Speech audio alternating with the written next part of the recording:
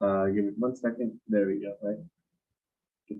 All right, it's 6 o'clock, so I'm going to call this meeting to order. It's a regular meeting of the Isla Vista Community Services District. I will announce the meeting is being recorded, and let's do roll call. Director Brett. Here. Director Aguilar. Here. Director Bertrand. Here. Director Freeman. Here. Director Flaherty. Here. Director Topless. Here. Director Deschler. Here. All right, before we begin, we'd like to acknowledge the Chumash people who are the traditional custodians for this land. We pay our respects to the Chumash elders, past, present, and future, who call this place, Anascoyo, the land that Isla Vista sits upon, their home. We are proud to continue their tradition of coming together and growing as a community. We thank the Chumash community for their stewardship and support, and we look forward to strengthening our ties as we continue our relationship of mutual respect and understanding. With that, we're going to move to the consent agenda. Do we have any amendments to the consent agenda? Yeah, the amendment is I'm going to remove the November vacation days, and I need to reschedule those because of some other things coming up. So just the August, September, and December. Jonathan, you don't have a very good track record of taking your vacation days. Oh, I'll take the ones that are on anything here. we grant is going to be with the greatest salt. Yeah, no, I'm gonna take these for sure. I Yeah, promise. we'll talk to you again later in the year. I'd like to make a comment on 2.2, please. Okay, let's, do we want to pull that item for discussion then? And let's just move to discussion now. Go ahead, Kirsten.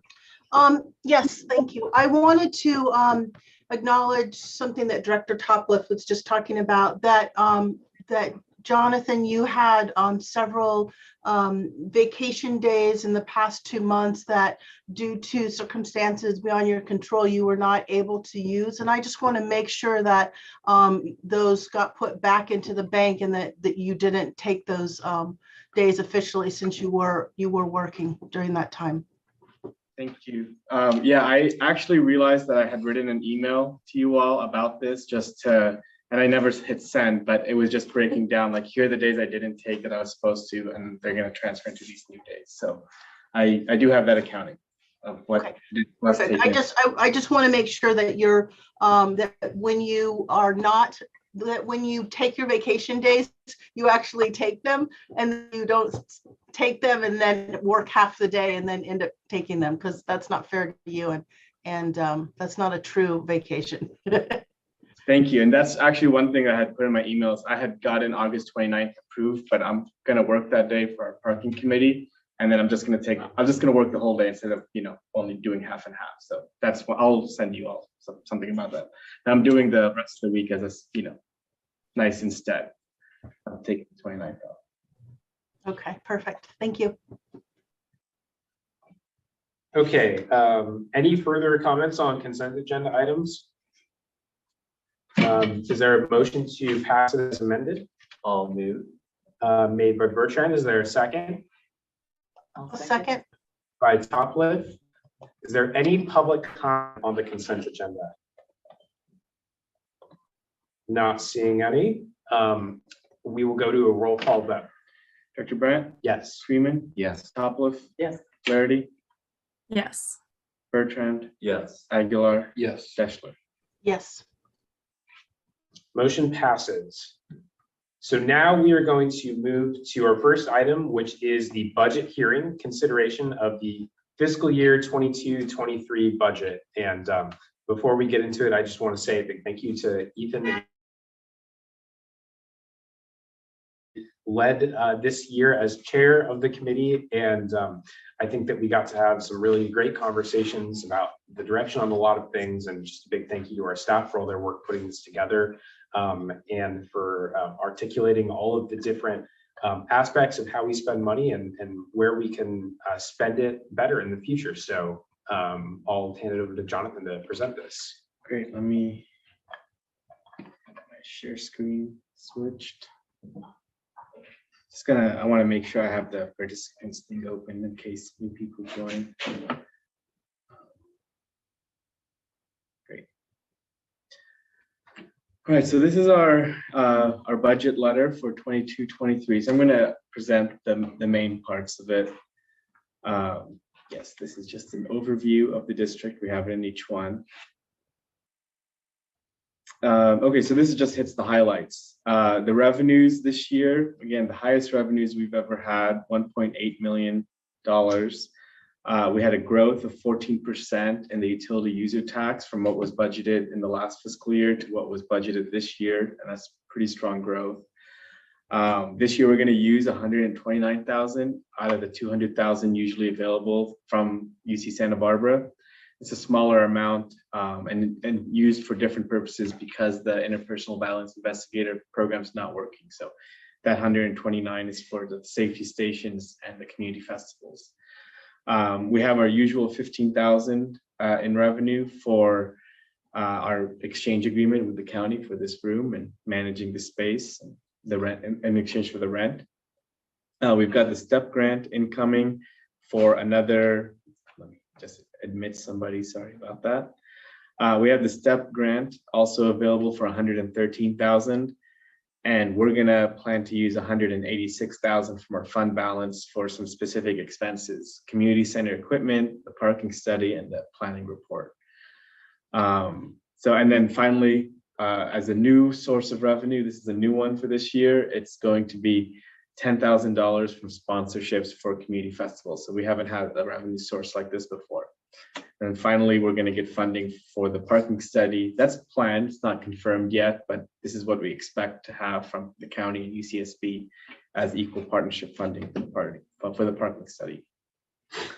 And then just the overview of the expenses, and I'll go into some detail of each program, but just to see how it's broken out.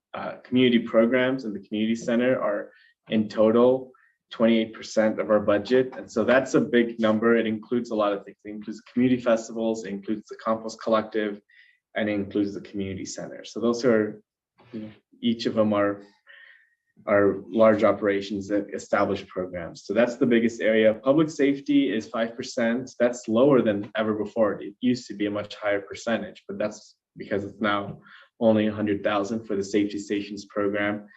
And then the planning report is also 5%, 88,000. Public Works is 11%. That's Isla Vista Beautiful, and Isla Vista Beautiful. Parking is 17%, and that includes the STEP grant. So that's a huge growth in that area that we haven't had before. And housing remains at 1%. That's a consistent number. And I think we're going to want to split these up into different programs over this next year and for the next budget.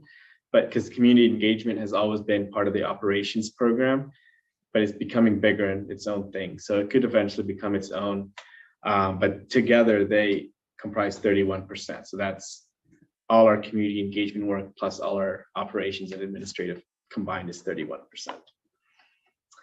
So those are the top line numbers. Some things about our budget process. So we did a budget process this year and we had Sydney on board to help direct it and get it out there. We had a budget survey that was taken by a little over 100 residents. We had a town hall that no one attended, but we at least got to make a video out of it that was posted on our website and shared on our email list. So hopefully more people were able to see the information who couldn't actually come to it. And then our interns had prepared a budget survey report that's supposed to be linked there, but I'll update this document to have it linked that just looked through the budget survey. I think we had shared it at the finance committee. It just left off the link right here. Some more details about our revenue, but does anyone have any questions up until this point? Those were like the top details. Okay. Any questions? Okay, go ahead. So here's our revenue broken down. So the utility user tax, let me zoom in on this. So this is where the source of funds for the utility user tax come in. You can see there was pretty strong growth in gas, water, and trash, 40,000 almost each. Electricity had a smaller growth, and I'm not sure why it was so much smaller. It's smaller than it usually is in the past. We had a small decrease, and it didn't get calculated in my form, but we had a small decrease of about $1,000 in the sewage because two parcels came off the roll for, they didn't come off the roll because someone bought them. They're just not being occupied right now. So they're not being charged a sewage tax or a sewage fee, and we tax the fee. So If it's not on the sewage roll of parcels that are being assessed, then we don't assess it either. So it went down by 1,000. And then this accrual surplus, I actually haven't listed this before, but we talked about it at Finance Committee and we are listing it now. So basically what happens is every June, I have to estimate before June 30th, how much we're gonna get in utility user tax for the month of June, but we get that in July, and like around July 20th. So it's a guess. The way the guess is generated is just what was the actual number for the last year's June. So whatever we got July 20th in 2021 was what we estimated we'd get this July. It's usually an undercount because there is a 14% growth, as you can see. So the guess was lower and we ended up getting $17,000 extra. And so that is just washed into this current budget. So we have just the annual collection that we'll get plus this extra from last year and the surplus from the accrual. So that is how we got the 101.185 million number for what the utility user tax budget is going to be. I think I broke down the UCSB one already, but just to repeat, it's going to fund the safety stations and the community festivals. And then these are new, so I don't have details for them yet, but they're plans. These are, we're hoping to get these funds. They're not confirmed yet, the sponsorships or the partnership funds. The residual fund balance, so the 129 for the UCSB funding doesn't cover all the costs for the safety stations, and we're going to be pooling from our residual fund balance what we have banked for the safety stations over the last 2 years because of just underspending due to them not, they weren't able to fully execute the full cost of the contract either year because of staffing issues and locations. So we had some extra funds that weren't spent, so they're going towards the next year. This is another use of residual fund balance, which is the parking study and the planning report. And we recently reviewed, this is a new addition at the Finance Committee last week, the 33,000 equipment for the community center. That includes a lot of smaller items, like some furniture, different displays. The biggest ticket in there is 18,000 for a boom gate for the entry to the parking lot over there. So then we could have more, easier access and control between us, IVRPD, the library, MTD. Our grants is a STEP grant. This will probably be the last year we get STEP grant funds, but they might trickle into the year after possibly, but it's planned to be a 2-year thing. So just a quick, that's the revenue. Any questions on our revenue? Got enough detail. So our operation, our expenditures, and I went over this in the last meeting, but I'll just note the changes too. So this is our main program, 2001, for administration of the district. It includes myself, our legal counsel, our CPA, our health insurance benefits and retirement. And now this is the new addition, which is for a part-time executive assistant role that we discussed and priced into the budget at the last Finance Committee. So that is what is in this one. Program 2002 is the community engagement one that I think can eventually be split into its own series, which, the series are like the 2,000, 3,000. So right now it's just part of this one still, but this includes, Sydney, her interns, and a substantial budget that we were able to afford, 25,000 for advertising and marketing for the district. Also includes things like our membership and other organizations like CSDA and our website. Office expenses, this one is pretty standard, just things that come up for our employees. We've already spent some of our office expense to get Jenna equipped to be working here. So those are the kinds of things there. Administration, just wanted to note, this year we'll have, there will be elections for the district for both ballot questions. So we're estimating the 15,000. But that's, that's an estimate based on what we've been charged in the past, having only one ballot question. So they will tell us what we owe in December. We can't get a quote. And then the board, this is for the 3 days of service stipends. Next is community center. So again, in terms of major changes, not many. We have our community spaces program manager, Maya. She has now funds for 2 interns to help out the community center. We have, as before, grant writing funding and programming funding, 47,000 and 5,000. And then what's new now is 15,000 for furniture and fixtures, and then 18,000 for Broomgate, which I ended up coding into a new item after finance committee because it made more sense than what Finn was asking for. Some other additions over the summer to note, these are significant, 18,000 for janitorial services at the community center. That includes 5 days a week cleaning plus a deep clean once a quarter. We also have funds for maintenance of the area outside, and then pest control services, since we noticed an issue since June growing. So we want to get ahead of it and have funding to keep it clean in that way. And again, I think it is funds well spent, since that is our main review at the community centers. People like how clean it is. Community garden, these programs didn't have anything, so I skipped them. Community garden, again, is just to continue what we're doing at the church and eventually soon expand to the community center. The Compost Collective, this is a status quo budget of what we discussed in June and approved already, but we are gonna have a presentation about the Compost Collective today that could lead to a necessary budget adjustment later in the year, but we didn't make changes for today. Community festivals, again, this represents 110,000 for between Halloween and Deltopia. Housing unchanged, this is our mediator's time, and there is funding for another intern here to do outreach. So we have another intern funded in our budget. Next to public safety, we've got the safety stations on the 95,000 for, they did do an increase for the CSOs, and so that's how much it's going to cost now. This is reduced to 0. The interpersonal violence investigator, UCPD let us know that they have staffing issues, that they're not able to fill this position and fulfill the contract. So there is a possibility that this could be restarted, but we're budgeting 0 at this time.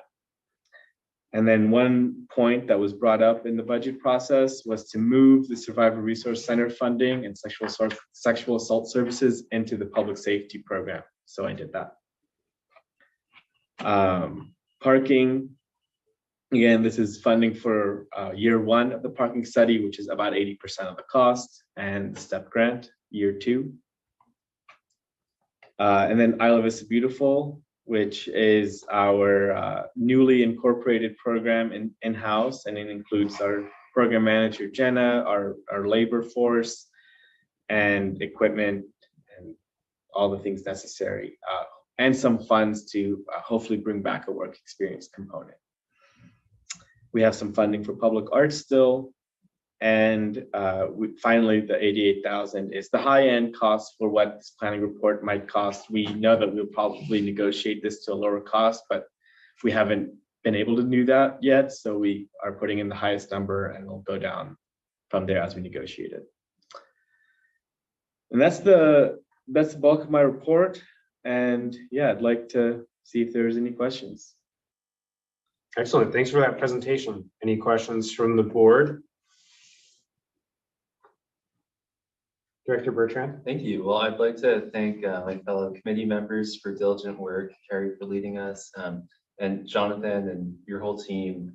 This was a really smooth process, as it always is. And it's encouraging to see over the years how we've grown as an organization, and where we allocate our resources really reflects that, and it reflects our commitments. We definitely want to see more public engagement in every aspect of our district, and including in our public process. But I do agree with you that it was still beneficial for us to have those town halls and have that material that we could then share with the community. But it was also cool that we had community organizations come to us during the process, such as IVCSD projects. So definitely looking forward to seeing how we can continue to increase that engagement. I know coming into this district, a lot of us were very interested in a model such as participatory budgeting. And I think that's still what we aspire to when we're trying to include community members with this. Anyway, that being said, I'm very supportive of this and I'm glad that we're making it happen. Excellent. Thanks, Director Bertrand. Any other questions or I guess since we don't have questions, we can go into comments from the board.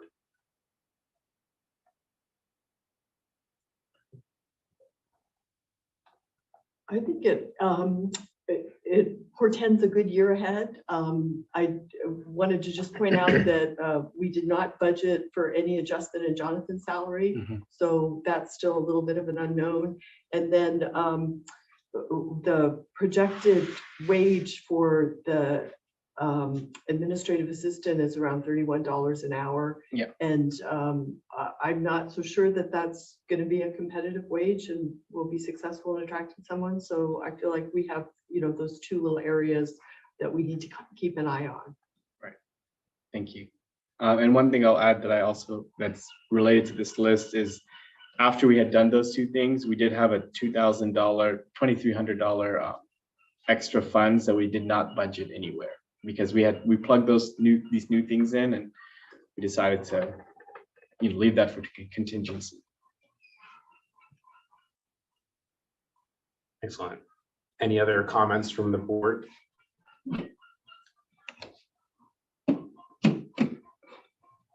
Well, I'll share that I'm very pleased with everything about where our budget is headed.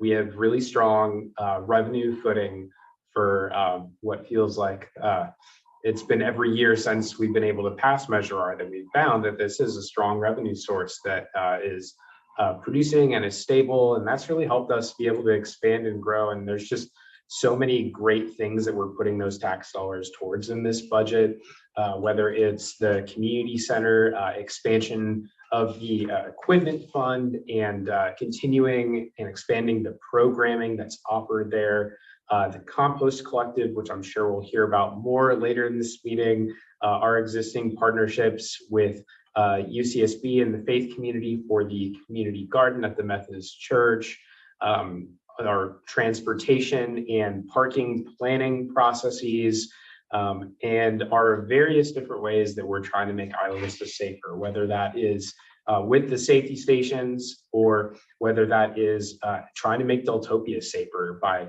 getting folks something fun and safe to do outside of DP. And it's just to me, this document is the culmination of everything that we work on throughout all of the year. And I'm really proud of what was able to be put together. And I think that it portends really good things for us over the next year and is a good statement of what our district's priorities are. And so I'm proud of what we've accomplished. And thanks again to Jonathan for putting this together, to our staff who came to us, whether it was Maya or Carly, bringing to us different items that were pressing in your issue areas that needed funding. And I think that we've been able to accomplish many of those things in this budget. And I'm really excited about that. Any other comments from board members? Well, seeing none, I'll open up public comment.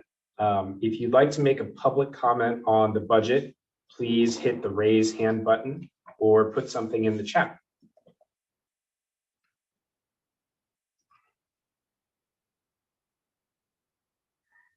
Not seeing any, I'll bring it back to the board. Any last thoughts? Otherwise, I think we're ready for a motion.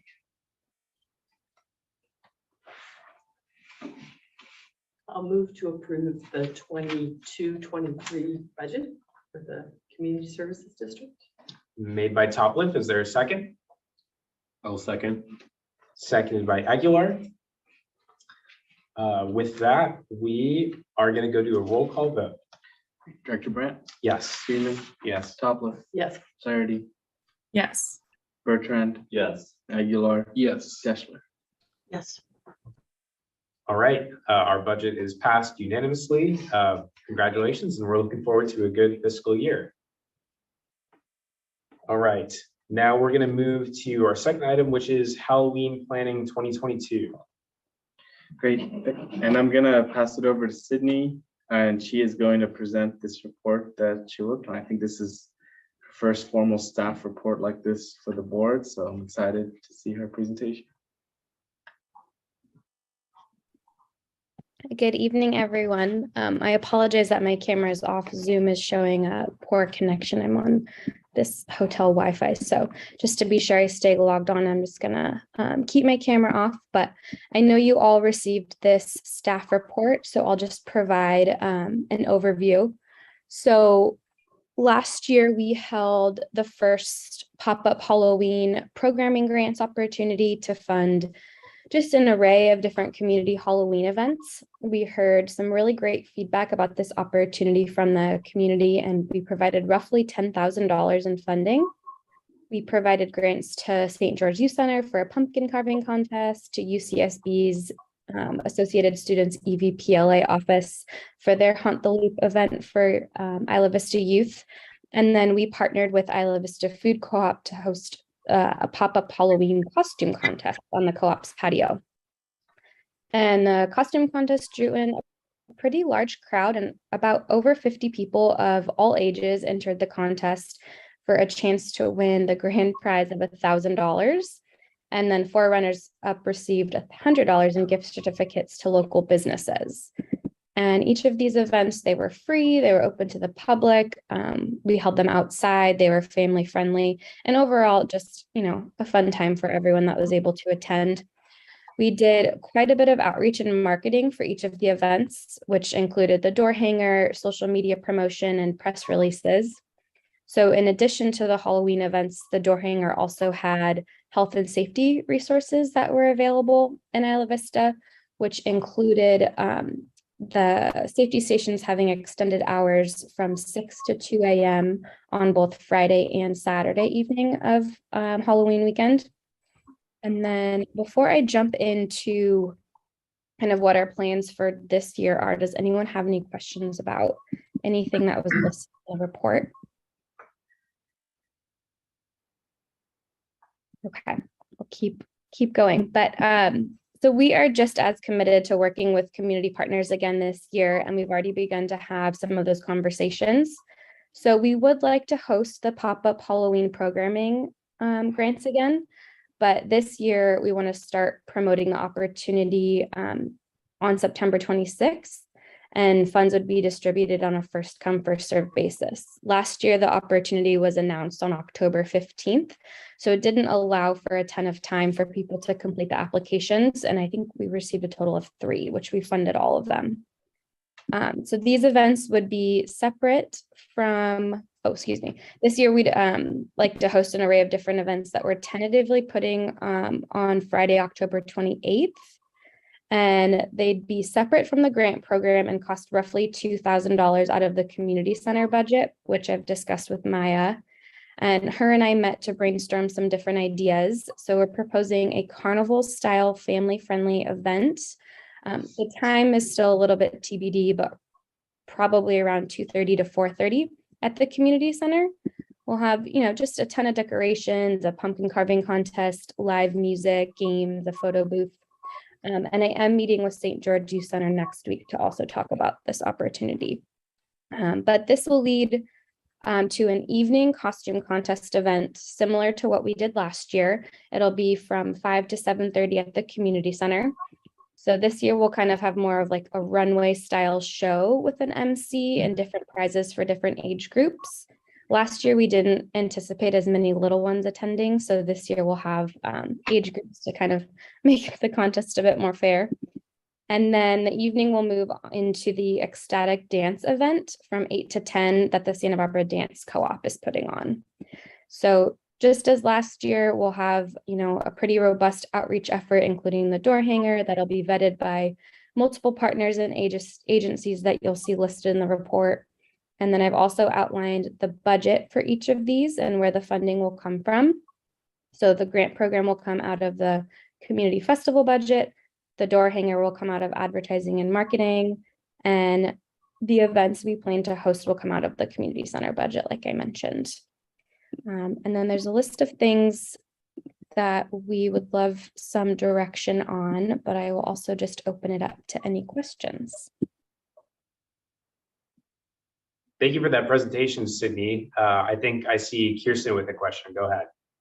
Hi there. Thank you for the presentation. I wanted to ask two questions. One is, so it looks like the IVCSD activities will be on Friday evening, the 27th, I think it is. That's correct? Yeah. 28. And so everything will be on the 27th. Okay. And then do we know when the IVRPD is doing events? I connected with them and I was invited to participate in their committee that they're putting together, a planning committee for all of they're doing more so they shared the week of Halloween, not so much the weekend. So I am waiting to hear more information on that, just to kind of, I reached out to them a couple weeks ago just to see kind of what they're planning so we could either collaborate or partner on some stuff or just to ensure we weren't overlapping. Yeah. So I look forward to hearing more from them and participating on their committee. Okay, that's awesome. And I guess I wonder what is the rationale for doing things Friday night as opposed to Saturday? Yeah, when Maya and I talked, we know that there's oftentimes on Saturday just a bunch of different events typically that UCSB puts on. So we didn't really want to compete with too much for our evening stuff. So we were doing daytime things for the kiddos and then more evening stuff that wouldn't overlap with like the concert and some other things that we've heard that are most likely happening. Got it. Thank you. Thank you. Yeah, of course. But yeah, all of it's, still a little bit TBD as we hear more from different partners. Thanks for those questions, Director Deschler. And just to clarify, Sadie, and make sure I heard you right. So it's the 28th, which is the Friday. Yes, that's what we're tentatively saying. Got it. Okay. Any other questions from the board, Director Topliff? Well, I'd just like to thank you for coordinating with the Vista Recreation and Park District about this. And as you know, I've been attending their board meetings and they really do have very elaborate plans for this time period. My memory is that the Friday night, they are not doing anything because they think UCSB is doing a big concert that night. So I think we want to keep in mind the totality of what's going on, and then again, really work hard to be in partnership with IVRPD and not in competition with them. So that would be very important to me that we did that. And I think their thinking about Saturday night is that people will have their own private things that they're going to and their own plans that they've made, and that it's not the best time to have these community sponsored events. So I don't believe they're planning on doing anything on Saturday night either, which may or may not be a good rationale. Thank you, Director Topliff. Any other questions from the board? Director Bertrand? Yes, well, great job, Sydney. I'll mention I'm really excited for the plans as you have them. It'll be great to firm up the dates to best coordinate with IVRPD and UCSB. But this is really exciting. I mean, the potential for ecstatic dance, that might be the most fun Halloween I've seen here from the perspective of programs that are available in the community since I've been here the past 9 years. So really stoked on that. I think the family-friendly events is fantastic as well. I know I had a lot of fun at our pop-up with the IV Food Co-op last year, and glad to see that we'll be doing the grant program again with plenty of lead time for folks to apply. So keep us posted on how we can support. This is really exciting. Thank you. I had another question I just remembered. Director Deschler, go ahead. Thank you. I wanted to ask, I remember last year it was kind of like, please apply so we can fund you. And it seems like this year you're going to be doing more advanced promotion and engagement to try and encourage people to apply. And I just wonder what the process is and the selection process is to how you choose who would be the recipient of the funding. Thank you for your question. I don't have let me pull up the criteria, but we had kind of an outline of criteria last year. It kind of was pretty basic in the sense that it just needed to be, fairly family friendly. That in that time, it was really important for it to be an outside event, things like that. So yeah, we really were encouraging people to apply. So hopefully we get a lot of requests this year, and then we can kind of just use our best judgment. We might just do a kind of an internal process. Oh, thank you, Jonathan.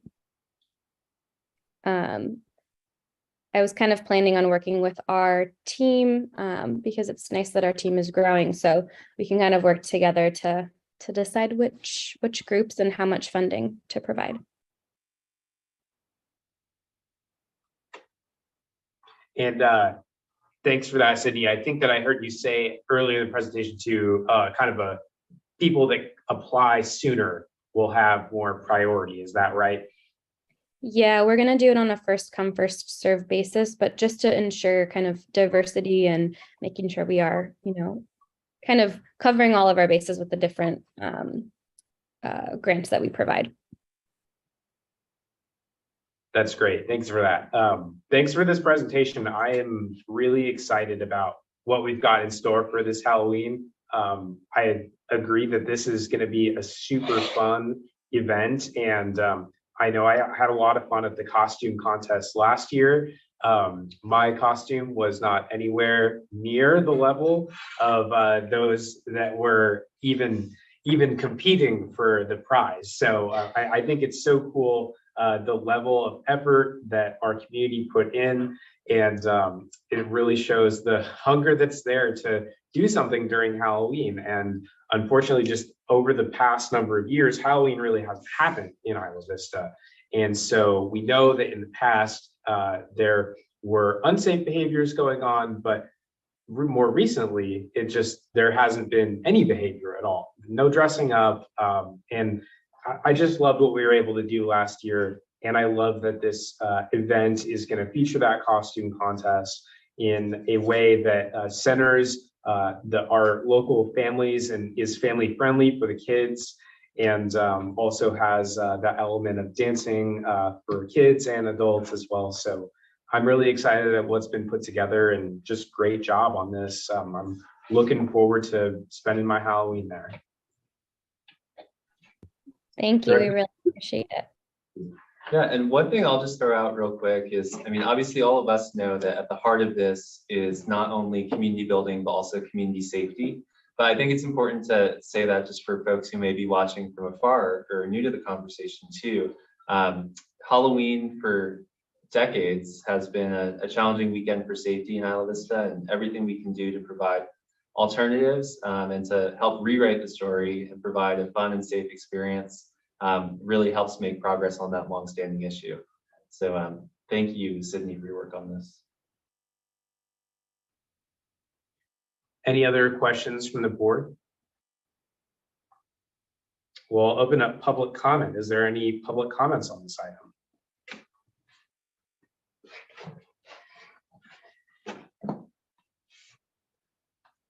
I'm not seeing any, so I'll close public comment. Director Freeman. I'm sorry, I did have very simple question, partly just, and I already am very confident in the answer, but I just want to make certain it's said out loud. So the recommended action has, or actually even just with the budget, the amounts that are shown under the program is the total amount from the budget. The amount that we're actually talking about spending on this event is just the $17,000 total. Yeah. Okay. All right, thanks for the question. Are there any other questions from the board? Is the recommended action, are we allocating the funds, or do we not have to take any action since they're in the budget? No, there is 5 recommended actions to approve the funds and direct staff to do all this stuff. Okay, does anyone want to make a motion? I'll move approval of the recommendations. All right, there's a motion. Is there a second? Second. Seconded by Deschler. Any further comments? All right, we'll go to a roll call vote. Dr. Brent, Yes. Freeman, Yes. Topliff, Yes. Flaherty, Yes. Bertrand, Yes. Aguilar. Yes. Teschler. Yes. All right, motion passes. Thanks again for your presentation and your work on this, Sydney and Maya as well, on this important item. Now we're going to move to 4.3, the Isla Vista Compost Collective operations. All right, I'll turn it over to Carly now. Awesome. I'm not presenting today. How should we? I can share it and Okay, then I can click for you. Awesome. Thanks so much. All right. Well, thank you so much, everyone, for having me here today to explain some updates for the Isla Vista Compost Collective. So you can go to the next slide. Basically, just this slide is kind of depicting what I've been up to the last few months, which is kind of deep diving into the research of composting, like the science and the history, and kind of like really trying to solve our problem of like how to make Isla Vista Compost Collective grow as an organization and expand. And basically you can see that picture is the stack of books in my living room on my coffee table, basically like what I've been diving into, and I found a lot of super helpful resources that have kind of guided this presentation. And I'm really excited to share them with you all. So you can go to the next slide. Basically what the conclusion I've come to from my research is basically just how compost or how soil is the most important part kind of composting. Like that is the largest benefit by far. And I feel like we kind of get caught up in the kind of like goal of diverting food waste from landfills, when really there's just such a special part of like the composting process itself that is so complicated, so complex, and also yields like extremely tangible results, like in the form of just improving soil health overall, and also literally like reversing climate change, because when soil is healthy, it acts as basically like a carbon absorber. So basically like when soil, the healthier soils are, the more absorption of the like emissions we've already put into the universe. So it's really awesome to learn more about like just all the magical parts of composting. So you can go to the next slide. So I wanted to just touch on our mission, which original mission of the Isla Vista Compost Collective was to provide a free and accessible composting service to the community of IV. And I think we've done that like ambitiously and inarguably, but I also think that like in order to expand, we need to kind of reassess some initial assumptions that we made at our conception. You can go to the next slide. So these are kind of the assumptions that a lot of our decisions have been made off of, that basically based on my research, I've proven false. So we can go to the first one being just the idea that food scraps are compost, or that like you can take food scraps and put it in a pile of leaves and then it becomes something that you can put into soil to basically act as a fertilizer, but really it's so much more complicated than that. And then food scraps themselves are actually such a small portion of the ingredients required to make compost, and actually kind of like a difficult part of the ingredients. Like a lot of buffering is needed around the addition of food scraps to a compost pile. Number two is just that composting in general is always better than diverting food waste into a landfill, which is wrong, just because composting is such a complex process that when maintained incorrectly, the benefits shrink significantly, including, or just like most importantly, being the fact that the finished product could actually be like a potentially toxic and hazardous material for the environment, which I'll go into later. But number three assumption is just that when people have edible food, they're going out of town, they're going to donate it to a food bank before they put it in the compost piles.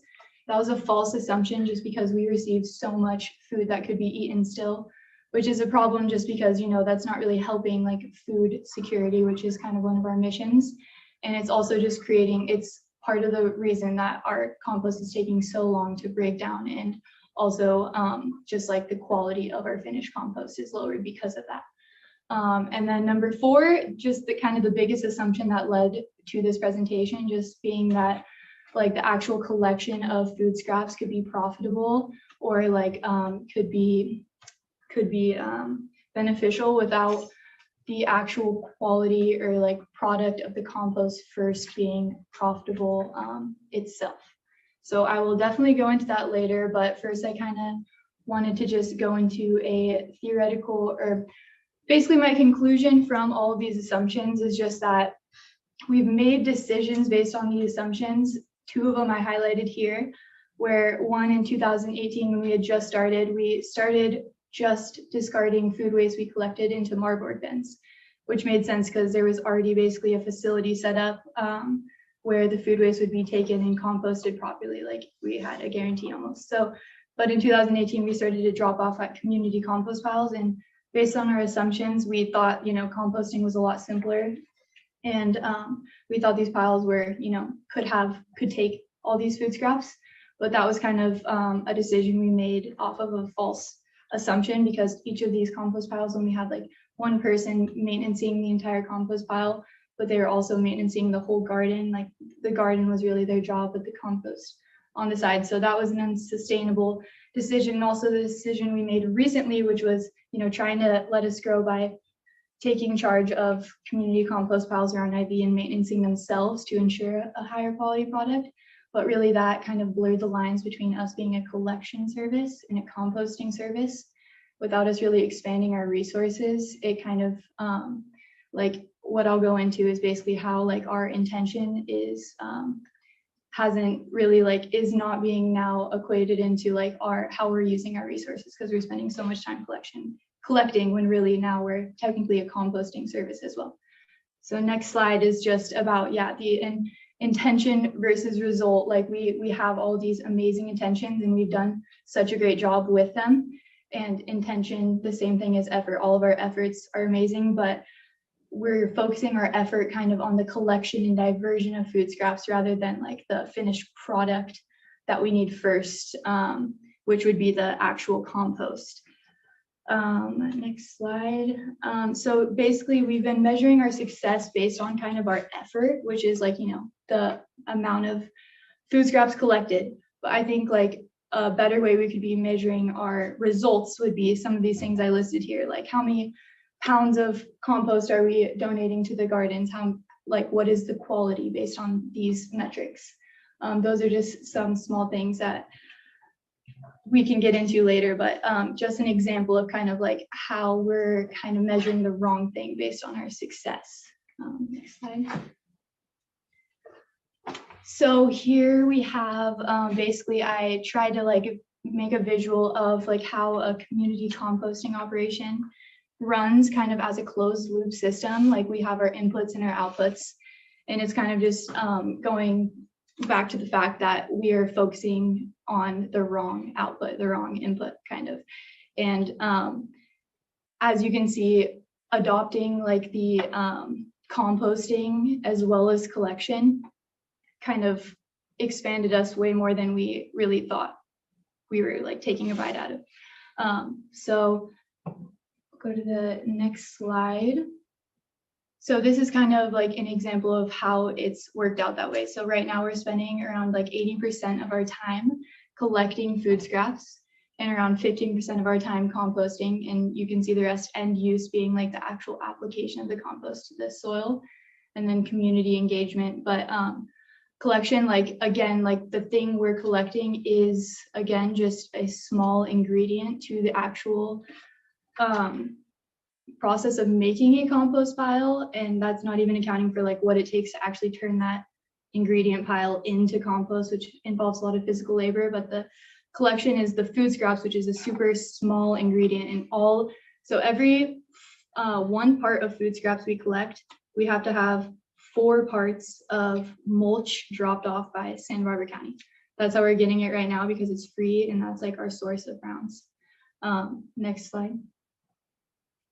So here you can see, like, because we have this excess of inputs in our collection category, we have the excess of organic waste, and it's an unfavorable input. we're not like, it's creating an imbalance in the system. Like the composting is not able to actually like properly do its job of creating a high quality compost when kind of like all of our resources are being spent on collecting this minority ingredient. Next slide.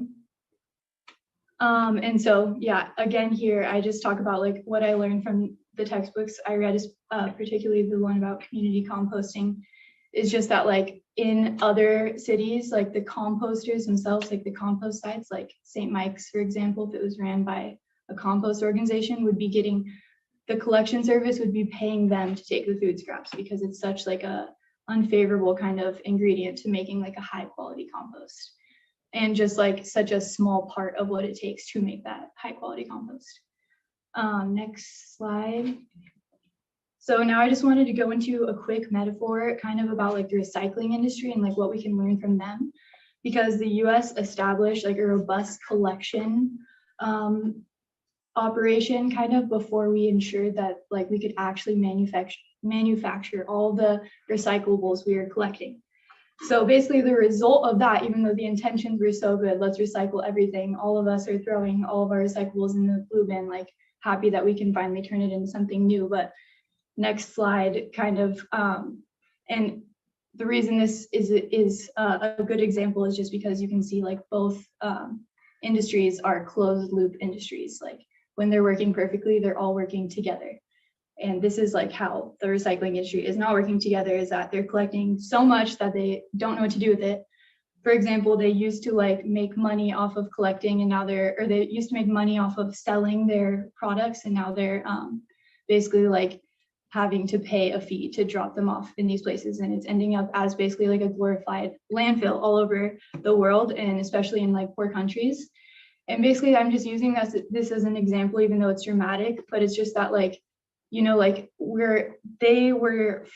their system is imbalanced. They're getting way too much input in the collection or output in the collection. And whereas the manufacturing part of it, the composting, cannot actually like handle that. And they were both, I feel like both problems had to do with, you know, good intentions being there, but both based off false initial assumptions of like a plastic water bottle is a value, like could be easily turned to a new plastic water bottle, or a banana peel could be easily turned to a compost, like just kind of like not really knowing the complexity of like the process as a whole. And so like, yeah, we donate with good intentions, and like this just kind of shows that like, you know, we can have like all these good intentions with recycling, yet like this is what someone's beach looks like in Vietnam, like based on us, you know, sending our recyclables there.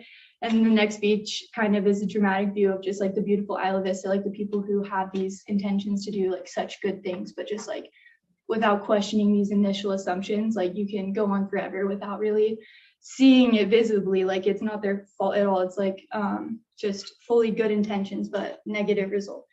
So the next slide kind of talks about how that has happened with composting. Like this company, for example, had a composting operation on their farm, and what they didn't know was like their well contained chemicals that it had been polluted through the groundwater of like some separate operation.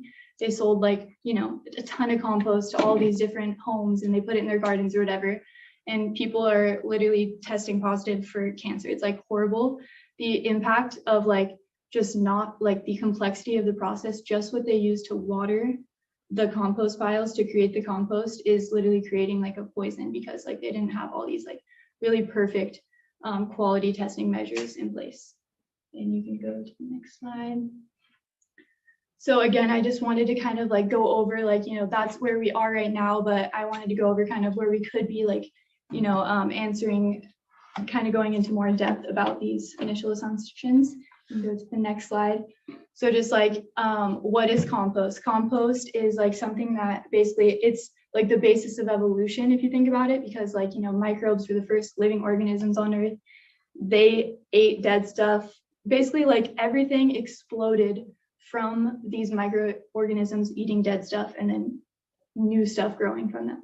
So like basically it's just so inherent in our system, but modern composting is a little bit different than like what happens on the forest floor, because it has to be managed. And when it's not managed, you know, all these kind of difficult things happen. Like if you think about if you put like a rotting piece of meat in a compost pile, and then like, you know, the proper scientific processes don't happen, like you wouldn't eat that raw piece of meat later because it's so bad for you. Like there could be things that are literally life-threatening in this like compost if it's not properly broken down.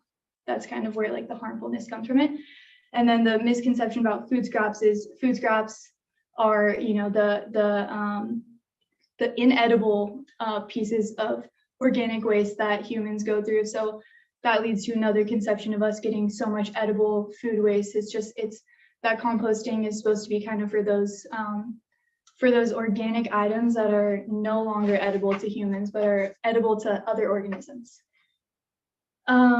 So then, yeah, just going into like this graph, I won't go into all of it, but it just kind of explains like, these are all the things that composting implies. Like if we were composting at St. Michael's Church, these would be the things that like the compost would be explained by, which the main problem we're having is oxidation. Like every single piece of material needs to be exposed to oxygen frequently.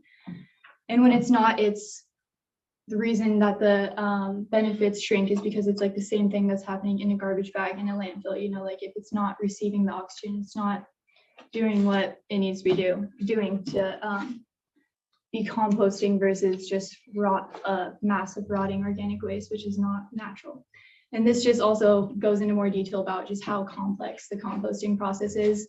I have like the process of like, you know, a community scale system. Like what we haven't been doing is like, you know, people throw their food scraps on top of our piles. But like when I was reading in this book, like it's way safer to have kind of like an intake area where like it would always be covered by browns, and it just wouldn't be the same as the compost pile and all these things. And then also the phases, like you can see in the middle, it's supposed to start at 80 degrees, reach 160 degrees in a steady rate, and then drop down to 80. And when it is at that really high temperature, that's when all the pathogens get killed. But that's like what we're having trouble doing properly. Next slide. So yeah, this is just going over again, just the details of a managed versus non-managed, like modern composting system. And I will go to the next slide. And again, this just shows kind of why like it's way more important that we're, you know, creating access, or at least promoting the donation of edible food waste to food banks rather than the compost pile, is because like, you know, it's affecting every facet of the compost model, as you see on the left. And then on the right, this is what the EPA provides as kind of like a hierarchy of like what our priorities should be when closing a local food loop system, and composting is kind of at the end. And then we see here kind of all the negative impacts of what happens when edible food is wasted. Like think about how much like water and fertilizer and manual labor it takes to grow a certain food. And so like composting, again, it's just you're doing all of that work again, but without the benefit of actually it like feeding someone. And then the rest of the presentation is just kind of going over like the, you know, the initial assumptions of the collection agency being profitable before a composting operation could be profitable first. So I kind of wanted to start by just defining a few of our current values, which is kind of, you know, providing a free, accessible, professional collection service, maintaining aesthetically pleasing, safe, accessible, and productive compost piles, so on and so forth. And I think all these values are extremely important. It's just like that we need to make sure that they're exactly what we still find the most important in order of priority, and also that our efforts are aligning with these values. Next slide. And just to go over kind of like the insane amount of things we've accomplished so far, which is, you know, 68,000 pounds of food diverted from landfills, and that all has still turned into compost. Like the point of this presentation is just to highlight, you know, the possible, you know, dangers of it, and why like we should strive for perfect instead of good. But we've still been doing such a great job with our effort. And, you know, we collected 1 ton of food donations during move out week this year, which was crazy, and donated them to local food banks. We also like right now have 6 active drop-off sites, so we're doing well there, and we manage 3 out of 6 of them. So we're kind of, again, the lines are fully blurred between us being a collection versus composting agency. This summer, we've been serving over 400 residents in around 130 households. And then we're also, here's just kind of a visualization of all of our compost piles where we drop off. And this is available on our website now. So that's exciting, but you can go to the next slide. And we're still doing our amazing community collab days, which have been, our first one was super amazing. And we've been getting reached out to by other organizations to partner with us. So I think it will just continue being a really great thing. Where, it's really awesome. And so basically, I just want to go over kind of like our different options really fast, which would be like our trade-offs of like, values. Like we value this, but then what will happen to this component of the system if we value this over this? So basically, let's say we we said, okay, the composting is too complicated for us and we want to focus on only collection. If that were true, then we would have to go back to the original model of dropping off for Marburg because, like there's no actual operating community compost service in Isla Vista, the actual composting part. So if we did that, it would be awesome. We'd be able to charge for the service. We'd be able to ensure, a cleaner product to Marburg. But, it would not be the same like environmental benefits, ethical benefits, because even though Marburg is doing a great thing by composting this waste, there's still like, they know like the finished product of it is going to be used for like landscaping. It's not going to be used for like growing food because they cannot guarantee like that there's no contaminants. So another example, let's say we started focusing on composting, creating a super high quality compost. If we did that, we'd be able to, feed our gardens and also potentially sell our product to other markets. And if we were to do that, we'd be able to, hire more labor, then we'd be able to build more piles and work on those piles more frequently. And like, if that was expanded first, then our collection agency would have so much more room to grow and collect more items. But, like we have to have the capacity to grow as a composting operation before we can do that.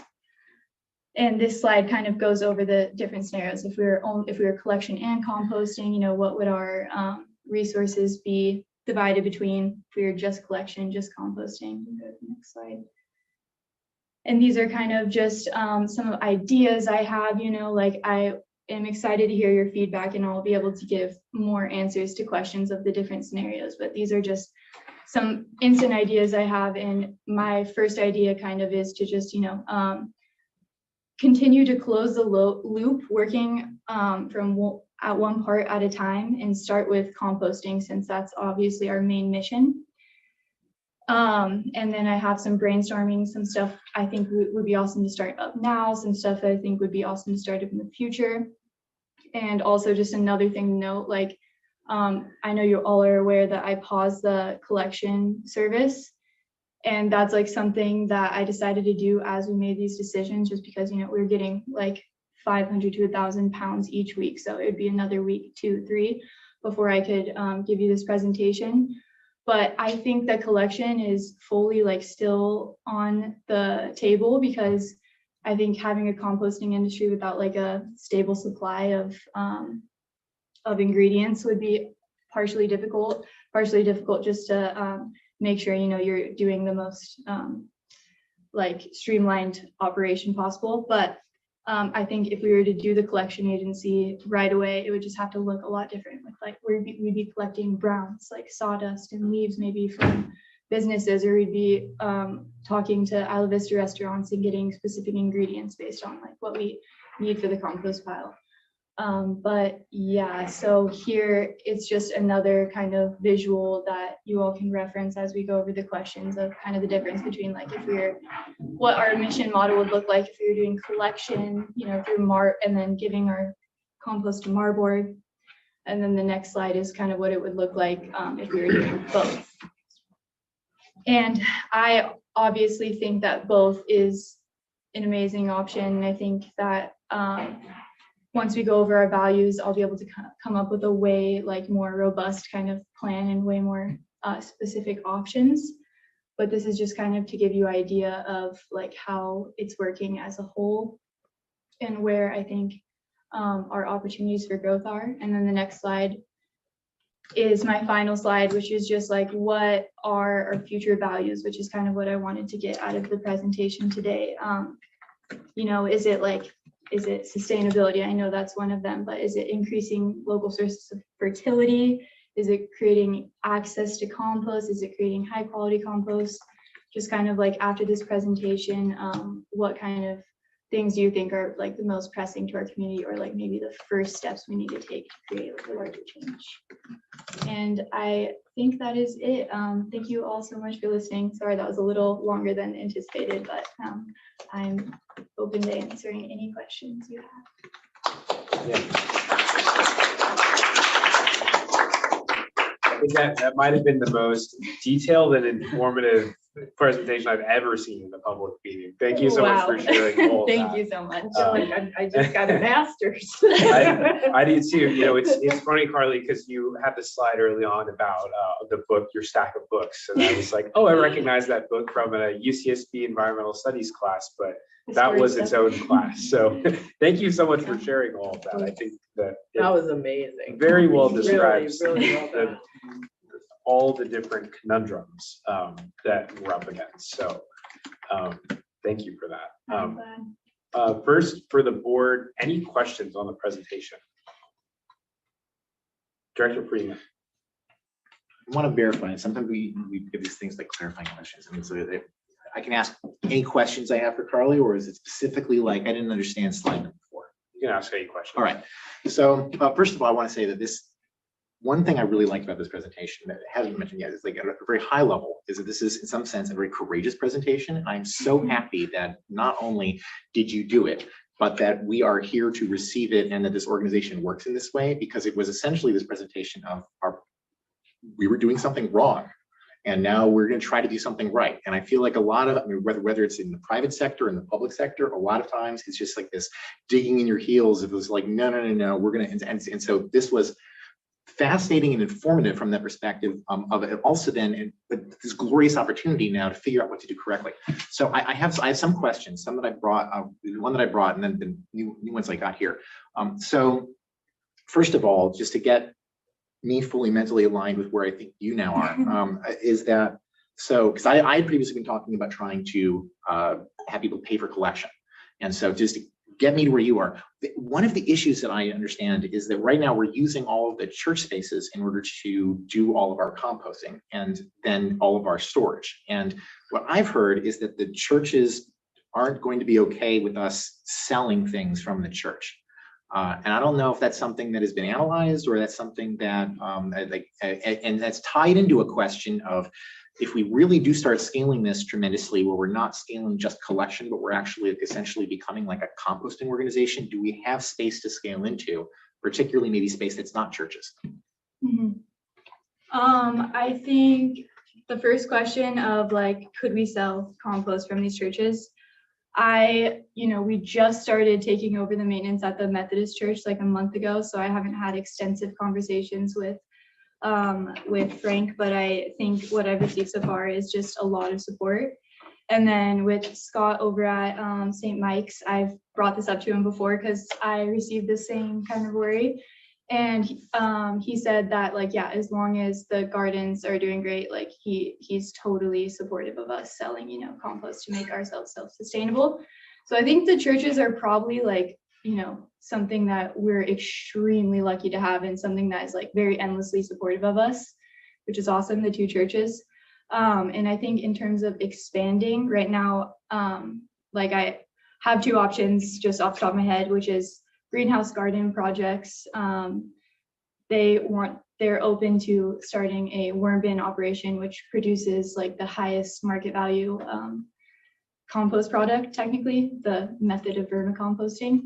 So they're open to, doing a whole system there, and I have a lot of ideas for that. And then another option, something at the community center, obviously with the garden and everything. And then I think probably future expansion definitely relies. We've actually, been starting to work with the Isla Vista housing co-ops a little bit. through our new team member Ash. So that's really awesome because they have composting at their co-op. But in the future, for sure, it's probably going to be reliant on Isla Vista Parks District just to have use of the parks, but also another really big kind of mission we're tackling is at our community collab days, where you're giving out free vermicompost bins. So we want to also provide, a way for people to compost at home, which that's like the easiest and most low maintenance way to compost at home. And we've been able to source all the ingredients for free so far, which is amazing. We've given out a ton of free ones. And so maybe starting some sort of like consultant kind of operation where we can, like, people can set up appointments for us to come answer questions or give them, we have something at the center where we have like a supply re-up, this like some worm bedding, which is like shredded newspaper and stuff like that. But I think that probably answers some of your questions. I feel like I missed your first question though. No, you don't. It was a short selling compost scalable options. I have more questions. So who are the buyers for finished compost? So that's definitely something that I would have loved to research a ton of before this, but I do have ideas, which would be, first of all, local like landscaping stores like the Isla or the Island Seed and Feed. That just comes off the top of my head. I just feel like, a lot of local feed stores are very supportive of locally sourced high quality items, but the market really depends on the quality of our items. So we could have different markets for different quality levels of compost, depending on the method we use, the blah, blah, blah, the ingredients we put in. But landscaping, like, feed stores, landscaping stores, and then also farmers, like local farmers market, talking to the people at the farmers market. Those are my initial ideas. But I think probably like, I think there is something we could do with selling to Isla Vista residents, but I think the more important thing would be to be giving them samples for free, because a lot of them aren't establishing, long-term gardens here, but they're like tending to their houseplants and stuff. So it'd be cool to kind of like keep the market very local, but maybe not necessarily be like the students. I don't know if you would have any knowledge yet, because you're learning, this is great, any knowledge yet of the details of this, but maybe you've got a feel for it. I'm interested in, so if we sell finished compost and we collect whatever the price for finished compost, is that sufficient to cover the costs of the operation for constructing the compost as well as the collection, or would we still have to charge people for the collection in addition to selling the compost? So yeah, that's definitely a question I don't know, but I think that, it's all very dependent. Like, for example, I like a lot of, it's just all based on decisions. So it's like at the greenhouse garden project worm operation, we could either spend $3,000 buying all the stuff to build a new worm bin operation, or we could spend like 6 months, like I've honestly been doing, like looking at freecycle.com, collecting used, like, what's it called, Rubbermaid bins to slowly put in there, because obviously worms don't really deserve like new Rubbermaid bins. And like, also like I've hit up, or I've contacted the Montecito newspaper, and they gave me like 100 boxes of newspaper, which are waiting to be used for this project. And like, basically my point is like, where are we going to source it? The worms, we could buy like 1,000 worms at once, which could serve this many houses, or we could like buy like 100 worms, and like over the next few months, they'll like reproduce to like 1,000 worms, and it'd be free. So it's just like, it's so dependent, and it kind of is just going to take a lot of research on like the market, also the cost of building these sites and maintaining them, and like what maybe like something, I feel like the biggest variable I don't know right now that I need to figure out is just like how much labor is required for an operation like this. So when you talk about mulch and you talk about browns, is that what is the set of that, like the set of things that are that is it the same thing that are in the green bins that you see, or like for like my apartment building, there's landscapers that come by and they do a bunch of trimmings and things. I think they're green bins that come from whether it's Marlboro or the county that are then filled with. Is that the same stuff, or is that Pretty much, yeah. Or I'm pretty sure that that is for sure the same stuff that we're using from the county, like the landscaping or the green bins. And just to, double clarify that, like the whole idea of browns versus greens, 1 part greens, 4 part browns is like kind of just a really easy way to explain it to people right away. But really the real like ratio is nitrogen versus carbon.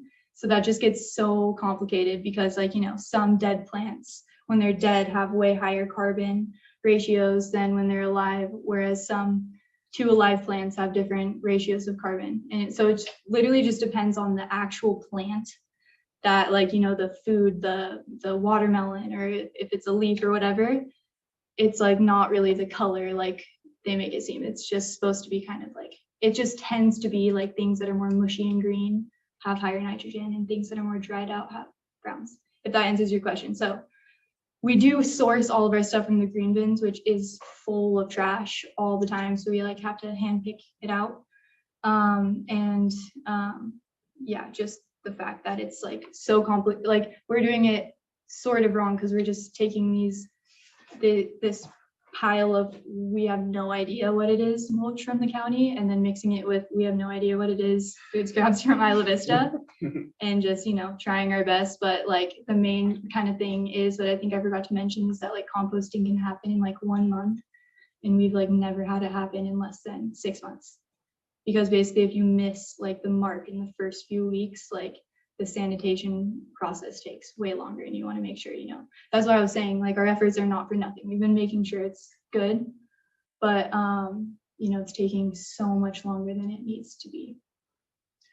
Do you know if the Parks District has any kind of output of this brown waste, or to the extent to which they do, whether they have a use for it already, but do you know if they? I am sure they do for sure, and I think that they will definitely be like a great resource in the future. And I think, like I even maybe heard through the grapevine that they're interested in offering some community compost bins at their parks this year. So I think it just that definitely some like working together will be super useful, because I think they definitely have browns, from the trees and stuff they're chopping down. But it gets super specific, like eucalyptus trees are super bad for compost, and like bad for all sorts of things. yeah. So yeah, I'm sure they do for sure. And like another thing we could do is like if the community gardens were perfectly aligned, their inputs and outputs with the Compost Collective, they'd probably be growing, and like this is something I'm like just starting to conceptualize, but growing their food based on like these are food with high carbon, these are food with high nitrogen. When we have the leftovers from these foods after we like harvest the fruit of them, this will be compost ingredients, and we like know what they are. So like planting intentionally even at the gardens would be awesome. One thought that comes to my mind is, so we've had an operational collection process. You've had people who actually been tasked to do that. We've been buying equipment in order to make it easier for people to do the collection process. Is to do the thing where you're saying that we try to scale the collection process and hand it to Marburg in parallel to trying to get the compost working. Partly, if we were to, and this comes down to whether it would also like, in the end, we'd have to probably charge people anyway, because we'd have to then set up. But the thought process I'm having is that if that's something that at least somebody wants, then we're able to have an income source for this program, and then use that in order to provide budget towards the attempts at making the compost really valuable. And then when we get that point up, then we're able to start selling the compost, potentially decrease the price of the collection. If we have to decrease the collection, or no, we have to, but if we're able to decrease the price of collection all the way to 0, I appreciate that this would be probably annoying to set up the process of selling it. But if in the end, we are likely to still have to charge people to collect the compost, then in that case, I would think that we may as well do that now, and then start getting that money to start paying for all these other parts of the operation. That's my thought. Jonathan, do you have a thought about that? Yeah, I think we will have to charge for collection. Like I think this says, like collection is a very expensive, like it's very labor intensive, and the product you get from it is expensive to incorporate into the compost pile. So we will need to charge for collection for sure. And you probably want to include that when you do like a fee study, you'd include the cost of the labor turning the piles and the labor collecting it too, because you can't collect it without doing something.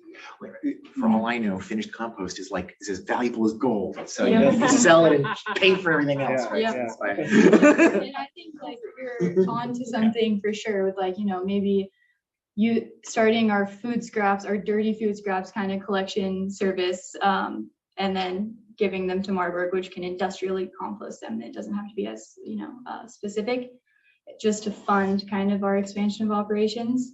Like, I think that is for sure a great idea, but it's just my first thought is just like, it just feels like something, again, like it's like just the work that goes into it, even just on my end, like planning the routes and notifying the houses and like the coding, texting system, all like the things. It just seems If like people are willing to pay for it, then maybe we're then able to bring on help in order to help you with those things. It allows us For to sure. not have to downscale from the people that are already doing the collection. It allows us to essentially keep the operation going. So that's why. Totally. Yeah. Honestly, like the reason I don't have a good answer for that is just because that's something I never thought about, and I think that's a good idea, and I'll definitely write that down as something to think about when coming up with options. Director Topliff. What I do at home is Mhm. I just keep a little bin that I put my food scraps in, and then I put it in my green recycle can. So people in Isla Vista could do that too, right? I mean, I'm thinking the collection is kind of a luxury that somebody comes and takes your stuff, that you could do it yourself, right? Mhm. So from my understanding, you're not supposed to put food scraps in the green bins. Like it's Oh. supposed to just be for landscaped kind of plants. The yellow Marburg bins are for food waste.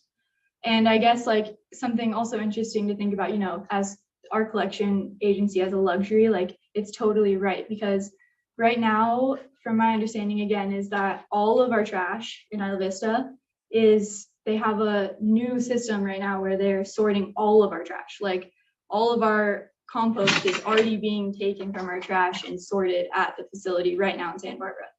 So like, if we're not creating quality compost, we are the same as them already. And we're not even like a luxury, like we're kind of just the same kind of thing in a way. Yeah, so it's just that like they already do it. Like our main goal is to just do it a lot better and a lot more sustainable, where we're not using trucks to haul it back and forth. We're not using power to actually compost it. Like they have a electric powered composting method. And we're also, creating a much higher quality compost if we were doing everything right than they could ever have control of creating.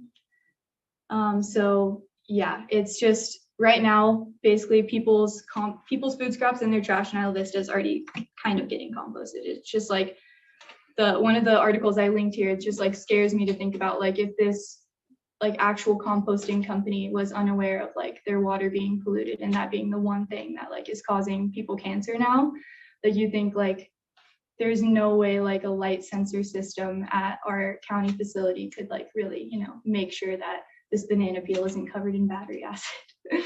So yeah, it's definitely like our goal is kind of to make it a luxury service, like to make it, this is way more ethical, this is way more sustainable, because that is an option. It's already happening and it's awesome, but I think we can make it a lot better. And it kind of goes with the idea of like the actual diversion of land scraps being kind of a made up theory anyways, because like, before the Industrial Revolution, everything we used was like organic. Everything we, like used could go back into the earth and be created into something new. We didn't have to have like these sites where we like set it off to like hide things that can't be used anymore.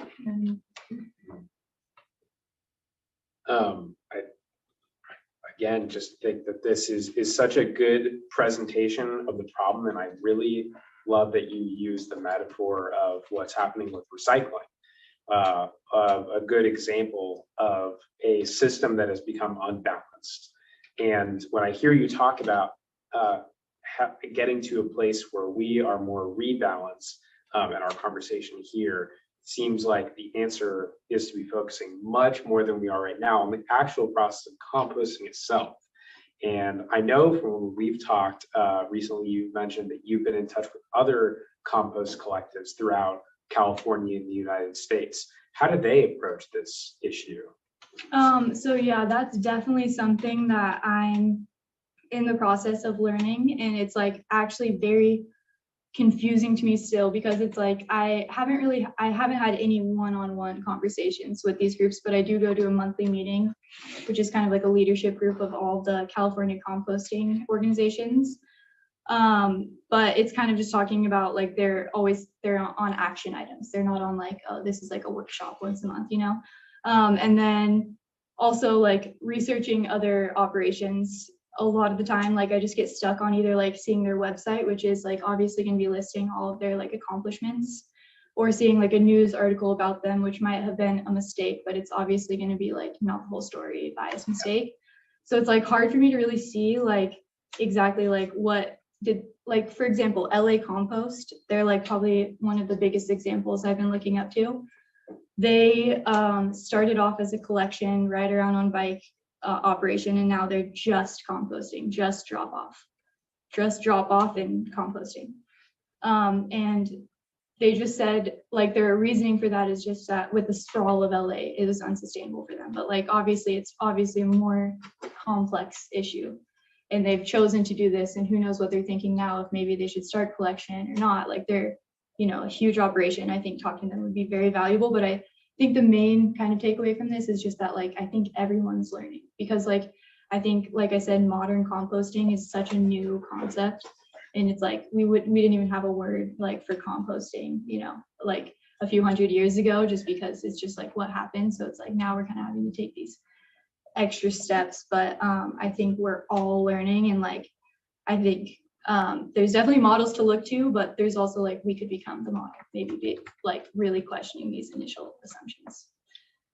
Totally. Yeah, I really appreciate you explaining that. And I think that that's a great resource to be thinking about, is to try to look to those. It's really interesting to hear that their experience is similar to where we're thinking of going, of starting out doing a lot of collection, realizing kind of grew too fast on that end and need to focus more on the composting side. And I also want to throw out, because I think you've done a really good job trying to analyze the mission too, and looking at one of those lines there, which is about, you know, free and accessible composting for all Isla Vista residents. And I think that what you've started to work on now with providing these free opportunities where people can build a bin and do compost at home, where they can have a place to put their food scraps, may be a really good way to still be able to fulfill part of that mission in a way that's not unbalancing our system. So I'm really glad I've got my worm bin at home now too.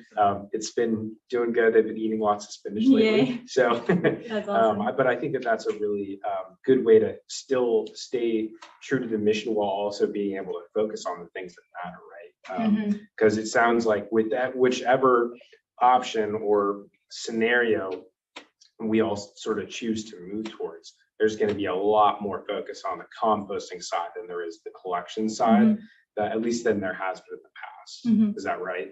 Totally. And I think like another kind of important thing to highlight within like that quote, like our mission statement, is just that like, you know, we're trying to provide a free and accessible composting program. And I feel like we can either view that as like, you know, being the link between the residents and like the composting, or it could be that as like, you know, creating actual working composting piles in Isla Vista where people can drop off, and that's like their free and accessible actual composting.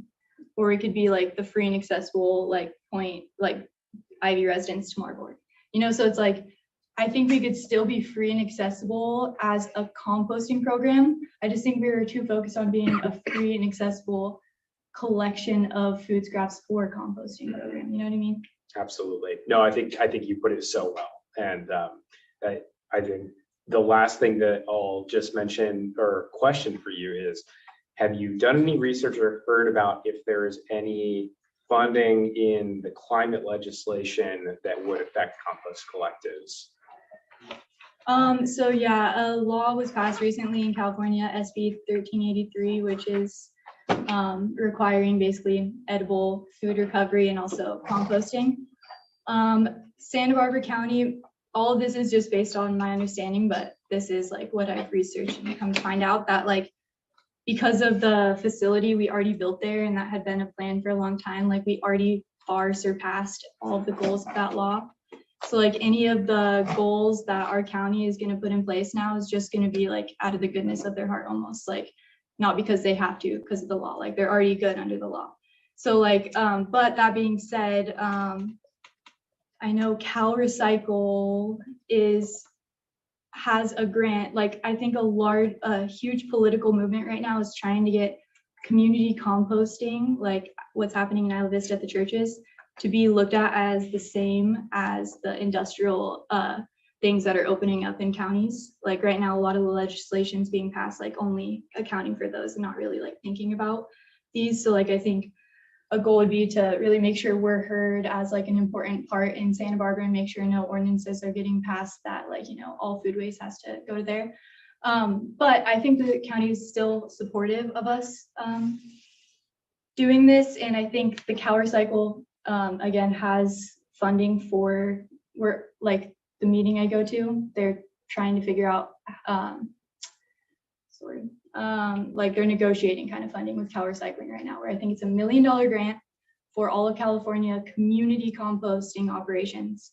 But the thing is, we are grouped in with like the LA region. So each region of California is divided into $300,000. And so I mean, we'll see what happens. But that being said, I think there's, you know, the process, the highlight is that it's like a negotiating thing, like what's going to come, like no one even knows. So it's like, who knows? This is what it is right now, but like maybe next year it could be way more because we're successful in our fight and arguing that it's, you know, equal or more important than the industrial facilities.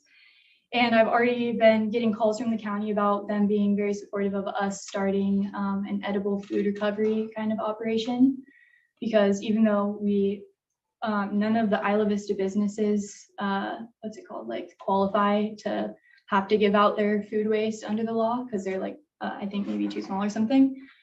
They still want to like encourage them to, obviously. And so maybe we could fill that gap and that'd be super awesome. So there is county support, but it's just a little complicated and like very up in the air. Yeah, well, that's great to hear. And my understanding from the federal legislation is that there are going to be environmental justice block grants that are going to be given to communities like Isla Vista that often qualify under those metrics for a variety of different things related to environmental justice. But we should keep an eye on all of that for additional ways to help bring funding to a program like this. I agree. Director Aguilar. Yeah, first of all, this is an amazing presentation. I've learned so much. I'm kind of curious on a question. I don't know if you've asked this amongst your staff or amongst other people that you talk about composting with, but if we spent more like resources, funding on education for either the local residents or for the staff, that's kind of my first like net question. Which one would be more effective on the time scale specifically? And then that education, no matter what the answer is it better to spend that topic on like management type of like the way the loop works, like where food waste goes, etc., or the education on those specifics of the carbon to nitrogen ratio? Which one do you like? Those two questions, I guess they kind of branch out from each other, or one of them hopefully branches from the first. Which one is like, what's the correct path, or what's the most like expedited path? So that's a really good question, because like I've kind of been asking myself the same thing.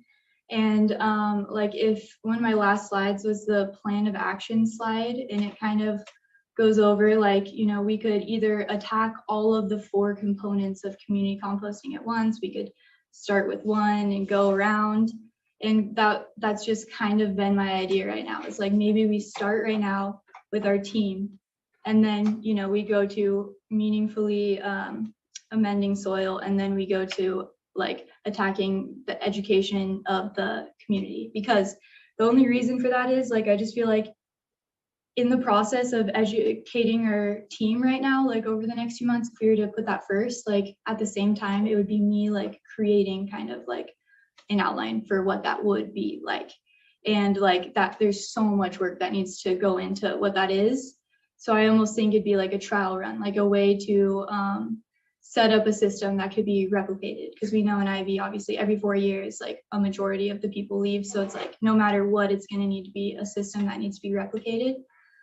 So I'm wondering, like, since the IVCSD team is pretty representative kind of the community, if it would be a good place to start. And like, then the question of like, some dirt riders work for a few months and then get another job, and like the turnaround is kind of fast sometimes. So it's like, I have battled with like, would that be a waste kind of teaching them? But I almost just think of it at the same time, like if we were to keep it internal, like it's not like it's wasting it on them, because everything we're doing is being like written down and documented like very thoroughly.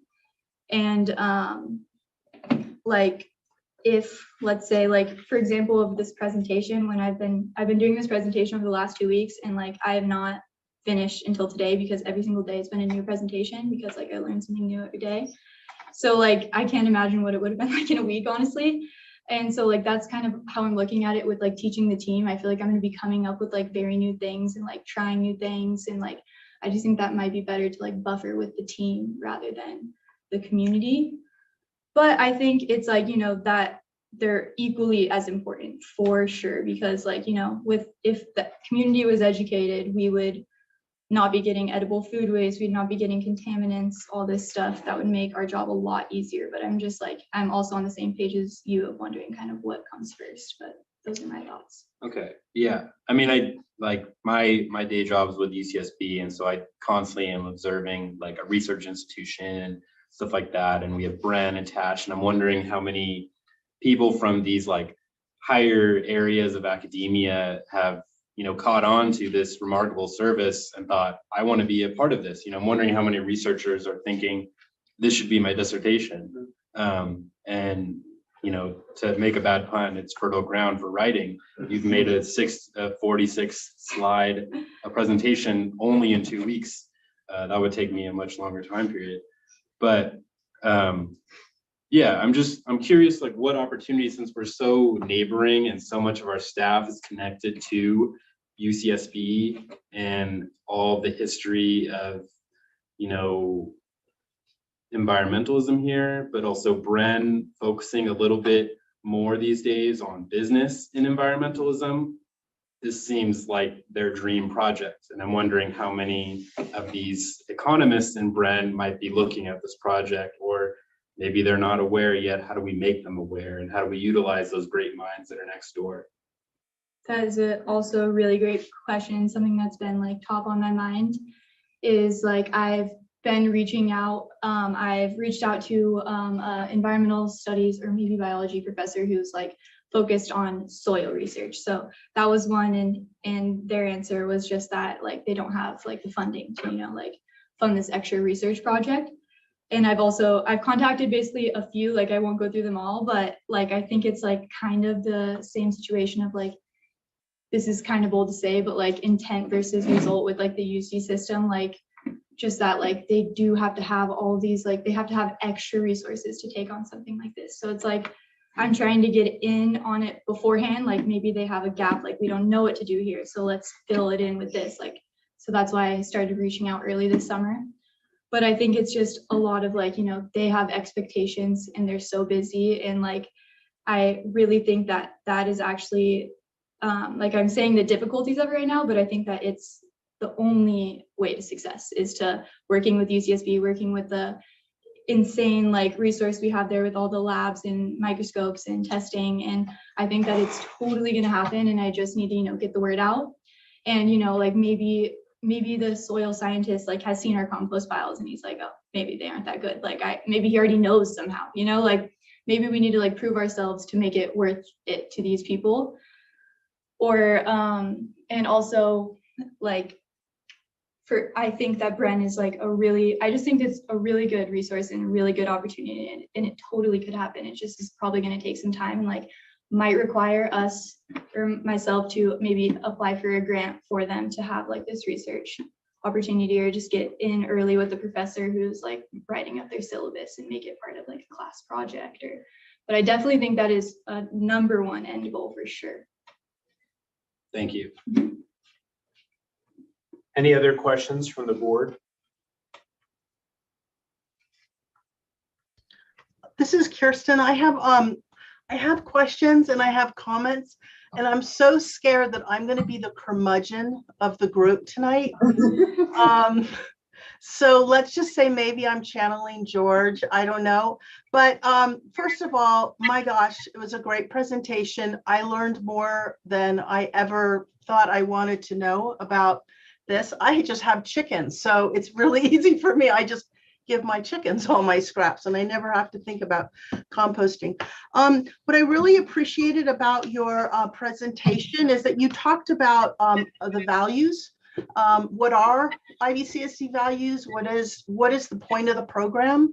And why is IVCSD allocating $90,000 a year for this program? I think those are important questions to ask. And I guess I say that because I had the same kind of comment the director Topliff did, or question is, I thought that all Santa Barbara County residents could already participate in these types of composting programs via Marburg because of the SB 1383. So I guess what I just really want to know in a real nutshell, and just forgive my bluntness, but why is the IVCSD doing composting? Why spend $90,000 a year on composting and setting up these elaborate systems when there's other programs that exist within the county to do the same or similar type work? Thank you so much for that question. I think it's very important. And I'm a little biased because I would say that, like, in my opinion, community composting is like the answer for like a healthy and safe future. It's like, in my opinion, like the only answer. Like, we have to do it. Like, we have no choice. So like, why not do it now? But I'm just talking ethical reasons. Now, like for CSD, it's like, you're right that like Marburg already has this service for where basically anything you put in your trash can be composted at the Marburg facility. But the like main thing there is like, one of the articles I put in my presentation is about just like one tiny wrong ingredient that goes into that massive pile at the Marburg industry could literally like poison anything that it touches in the future, and like will not die or get broken down from any composting process, like any sort of pollutants. And that's just way more likely to kind of occur when you're separating the waste from like actual trash. Like I said earlier, like if you have, a trash full of old batteries with your banana peels, and then they put those banana peels in the compost thing, like the battery acid will not be like, will not go away with the composting process. So then you're going to spread that compost like all over our land. And then we're gonna, like, let's say if we grow food on it, our food that we grow from it is going to have those chemicals that were in the compost. So like then it's in our bodies, and then it's in like the entire system. So I think like what I'm trying to do is like something completely different than Marburg, because I think of what they're doing as like extremely good intentional effort. But I think it's like a band-aid and kind of like a panic move, and like it's not really a real like kind of solution for the end, because they could, without being very careful, be creating something that's more toxic than helpful. And like with a community composting operation, I think we're way more able to kind of make sure we're creating something that will 100% revive soil, grow healthy food, not get any chemicals in the food that we're growing from it. So it's kind of just like, we would be this more expensive service. We'd be $80,000 to run a year, because like we're offering something that's more ethical and more sustainable kind of than what Marburg is offering. Have you been to the recycling, the facility that Marburg operates? Yes, I got a tour and it was really, really amazing. I got a tour of like the educational room, and I said again, like I sound like a hater right now because I just have to, but like I truly think that like they're doing something absolutely amazing. I just have to make my point that like what we're doing is a better solution in the long term for the sake of the argument. But yeah, I've seen it, and I think what they're doing is so impressive and so amazing, and something other cities should look up to, especially because, it's like right now, all the food people in IV are eating are not like safe from chemicals. Like what they're putting in their bins are not safe from chemicals. So it's good to like, or basically what I'm saying is like, we eat a lot of processed food. So like, let's just process that into like lower quality compost, but then save the really awesome farmers market produce scraps we got and make really good compost out of it and keep growing, like kind of trying to grow like the perfect system. Thank you. The last thing I wanted to say is, I know that an economist would know how to cite this, but there's something about when you offer something for free or you provide a service for free that there's not as much value associated with the service. And I wonder about in charging for collection, if it then becomes something that people are more careful about what they're putting into the compost. It's something that they're paying for and maybe that they're valuing more. So that was one comment I had. Yeah, that's a great point. I think that's very true. And like, I think it's like just so insane. And we've been doing Isla Vista a ginormous favor for offering it for free, which I'm very proud of. Like we've been doing something so huge that is not like something free or, you know, something that doesn't have so much value, even more than the monetary. So I think that charging for it would be a good place to start, but, you know, just aligning ourselves with our mission of like, maybe we charge the landlords, because I think I could go over the reasons it would benefit them maybe a different time, but like maybe we try to keep making it free for Isla Vista, but focus on education so they know it's more valuable and maybe we don't have to put a price tag on it. Director Freeman. So I'd like to take a little bit of an extra crack at the comment about or at the art. That makes it sound like there's a crack at the back too. I mean, I'm going to take I'm going to try to add a little bit to this argument for why the CSD should be looking at this. So I've been very interested in this program since before it was a CSD program, back when it was something that was somewhat affiliated with the Office of Sustainability, then trying to drive it over here because of the issues that they had with the contract they were running into and everything. And part of this is that I'm interested in all of these values and all of these ethics that Carly's bringing up. But there's actually, I think, some more strategy there. So another part of it for me is that, so right now we're paying money in order to do this. But as has been in the discussions we've been having here and has been coming up at previous things, when we were talking about this initially at the retreat, this is a program that can, like a lot of other service-oriented government services, can actually take money in as revenue and then use that money in order to pay for the service. Like my thought process isn't that we're going to pay the $90,000 indefinitely. We're going to pay the $90,000 every year in order to get this thing set up enough in order to have it actually become like an operational thing that pays for itself. So then it's like, okay, I'm not really concerned about that part as long as then what am I driving towards? So I've been wanting to get for many years now the solid waste power for the CSD. And this was something that allowed us to take our work on community gardens, which we classified as community facilities, expand that into working on compost for the community gardens, and then expand those compost piles to the point where we're trying to now take on the green bins, work on the browns, and it starts to set us up such that it's an easy transition, it's an easy sell, it's an easy argument when we go and we try to get that solid waste power, because the solid waste power is something that allows us to get the control of the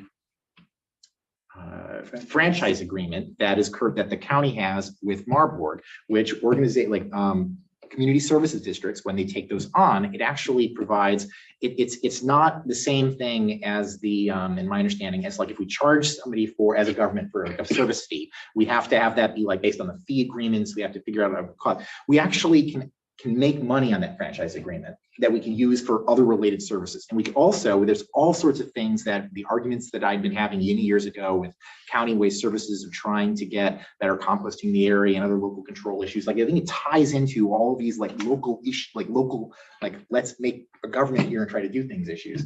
And so I look at this and that's why I keep like analyzing it from the perspective of like, well, how can we make this, like, think of this like a startup right now. It's like, okay, it's like, well, sure, maybe we want to like analyze that, but if we can start doing this right now, then then we can maybe get a little bit of revenue in order to show that we can start decreasing that line item, so we don't have to have the argument about whether or not, it makes sense for us to be paying for this, because there's I think that we can scale this to the point where it's amazing. And so that's why I'm constantly super excited about doing this here, is that I'm into all the environment stuff, and I also think it's gonna be good for our district. Thank you for that, Director Freeman. Is there any other? I go agree. ahead. Thank you so much. A+, A+. Yeah, I agree. Like, it is an investment now, and like we were talking, what is going to be the cost of like expansion? Like, it's so up in the air, but what really matters in that question is kind of like that it will slowly reduce over time, like, because it is a startup, and we're trying to like make it I'm trying to make it the best startup it could be, like where there's no flaws in our entry, like into the fully only upward kind of, like that's what I'm trying to do. So thank you so much for explaining. I think it will like connect so many dots across our whole system as like a government, as a community, and I think it will just have way more benefits than we're even talking about here. Thank you for that, Carly. Any other questions, Director Bertrand? Yeah, well, thank you. Again, this was an incredible presentation, and I agree with Director Freeman's comments that this did take a lot of courage. And some of the news is sobering, but also there's so much to celebrate with the great work that has happened and the prospects for pivots that could also be very beneficial for the community. I would like to ask if we could bring up the final slide again, just with the values, to follow up on Director Deschler's comments.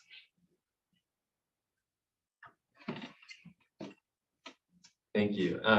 So when I look at this, I mean, I'm a big fan of each of the values, but when I think of our government code section and what we're authorized to provide and what we're really mandated to do here, some of them I feel are closer to our mission than others.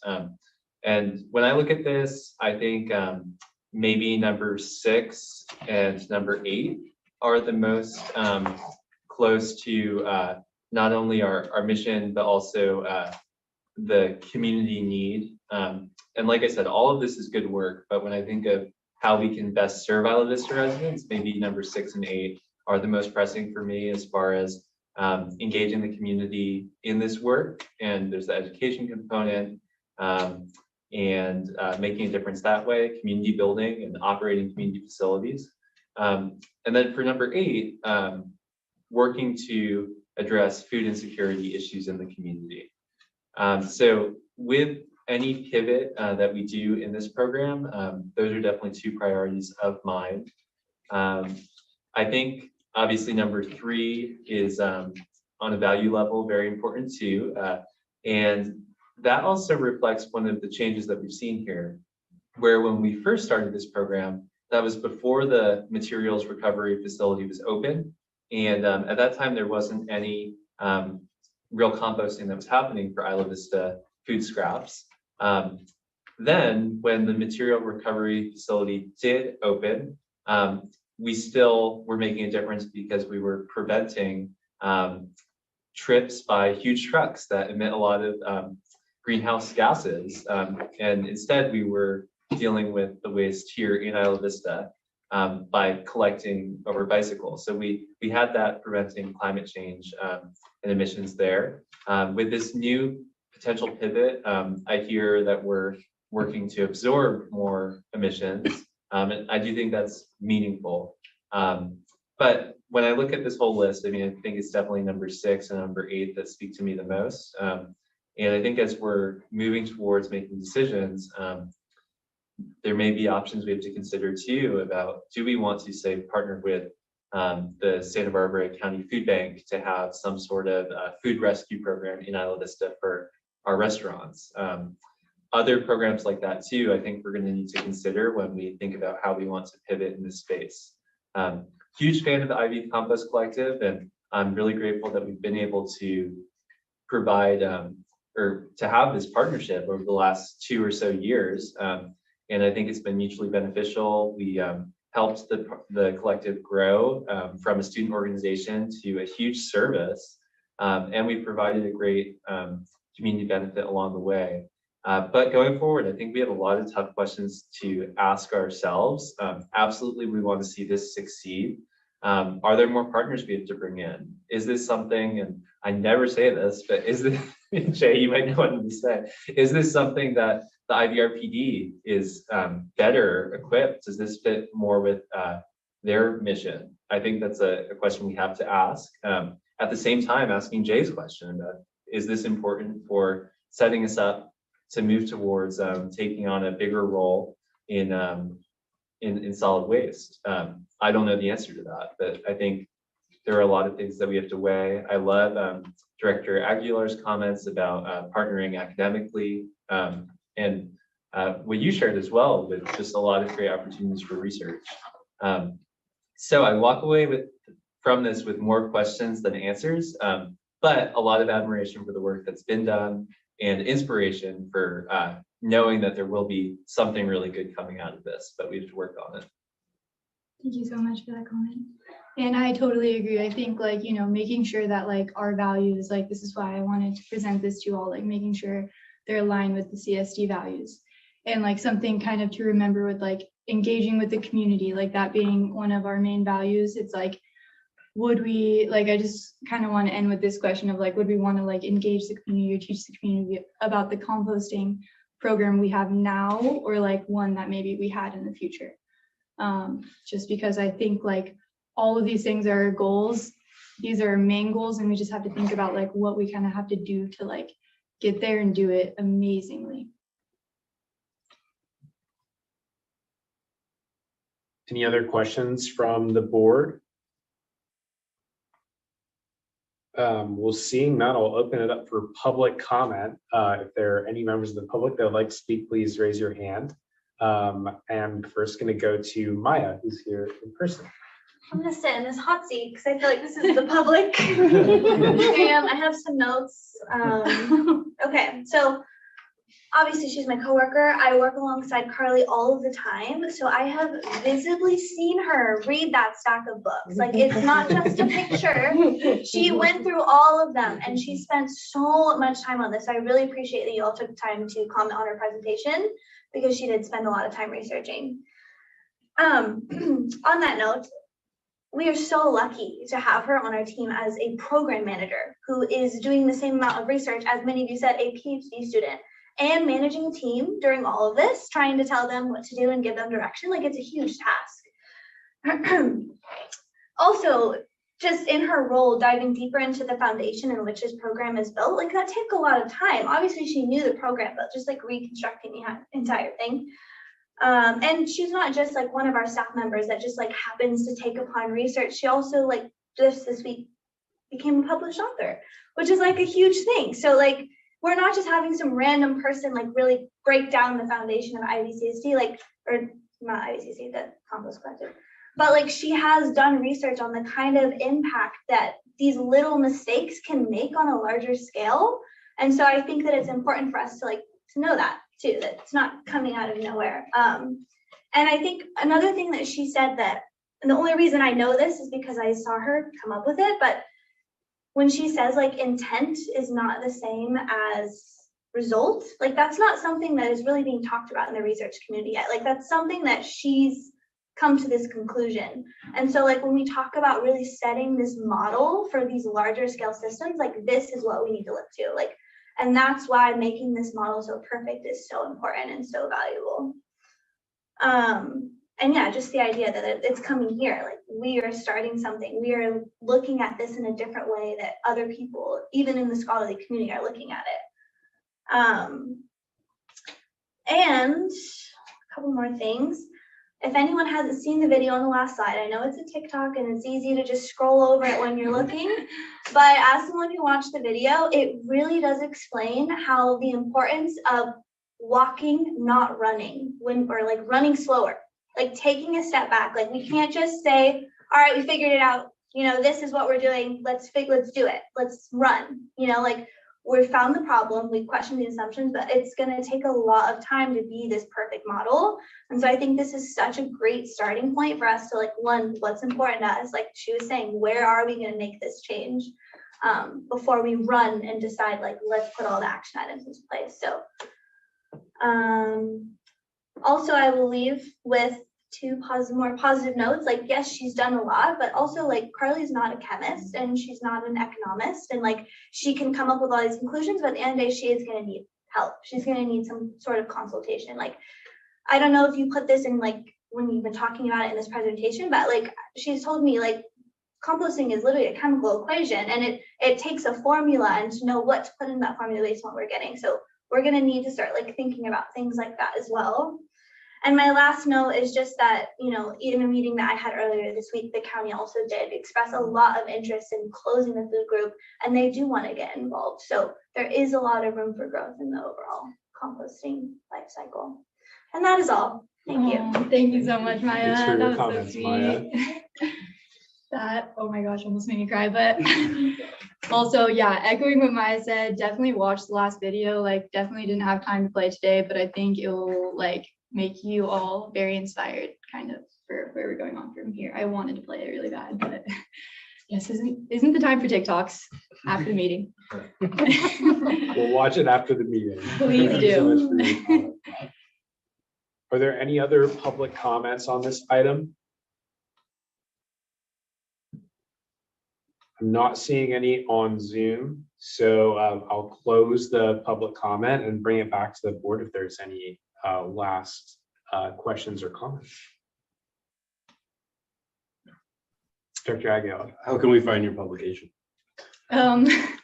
I'll text it to Jonathan. Yeah, I'll send it out. Okay, well, I mean, working in a library, you know, I think you have a lot of research impact you could show off. It's constantly the future of academia, how far your publication goes. So I hope you look into that. Thank you. Yeah, I wrote this. I'm a co-author with Professor David Pello at UCSB. So really amazing work. My favorite professor for sure. And I think like maybe he would agree with all this presentation. I haven't shared it with him, but yeah, I would love for you guys to read it because it kind of like my essay is about kind of like looking at the root of a problem when like the root seems so far away from the result. So yeah, I'll send that to Jonathan. Thank you so much for being interested. Thank you for that. We've all got a lot of reading to do, I think. And I know that I also just want to third something that Jay and Ethan said. This was a very courageous presentation to make because it is hard to be self-critical, especially when you have to do it in a public meeting. Well, it's not even self-critical, but it's critical of the thing that you take so much ownership of. And it's really incredible to see. I'm really glad that we are creating space to be able to do something like this so that we can try to get to the root causes, like you said. Thank you so much. Really appreciate everything that you shared with us tonight. Thank you. Okay. Well, we will keep working on it. Carly's been doing an amazing job, as you've seen. Maya took a lot of my words, so I'll just double what she said. And yeah, I mean, we first learned about this a couple months ago, maybe in June, and we said, okay, let's get this to the board and explore it. And yeah, I think we have a couple more months, maybe or less, to come up with more options and a path forward. But yeah, it is courageous. Awesome. I think Catherine might have a question. Oh, Catherine, go ahead. Thank you. I'm sorry, it's kind of hard on Zoom still, but I'll be back in person next meeting. But Carly, I just wanted to really express my gratitude for this presentation. Every single time you come into meetings, I really feel like I learned so much, but here especially, I cannot thank you enough for the level of research and analysis that you put into this. It's so clear that you want the best for this program and for our community.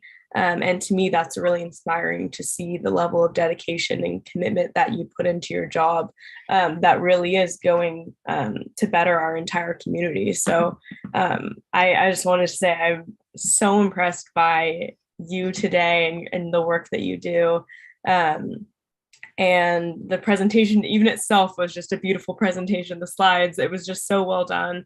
And I am really inspired by what can come of this program. I spent a lot of time just taking a ton of notes and thinking a lot. And I feel like similar to Ethan, I feel like I leave with more questions as well.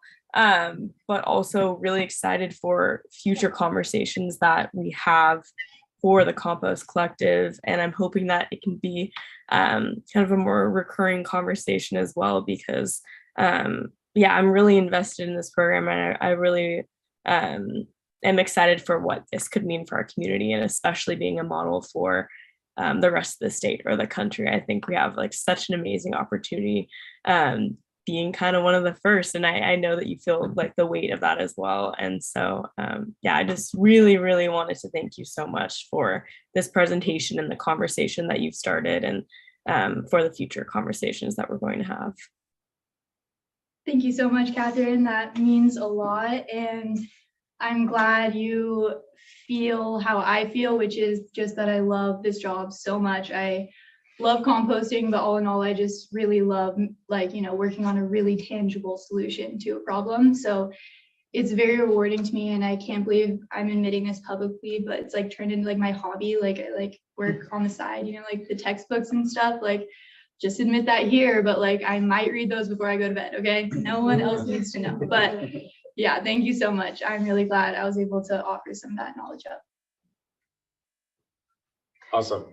Well, thanks again so much. We'll look forward to future just presentations on this. And I think especially after this, we all have so much to think about that maybe we'll be in touch with you offline too. Yeah, to of work course. things through. So Feel free. yeah. Feel free. Open for all comments and suggestions. Awesome. All right. So now we're going to move to item 4.4. This will be a little easier. Resolution 22-10, which is the resolution for remote meetings under AB 361. Just need to approval to pass it. I'll move approval. I will second.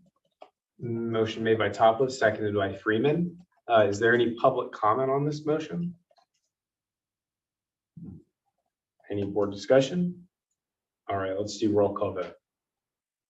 Dr. Brandt, Yes. Director Freeman, Yes.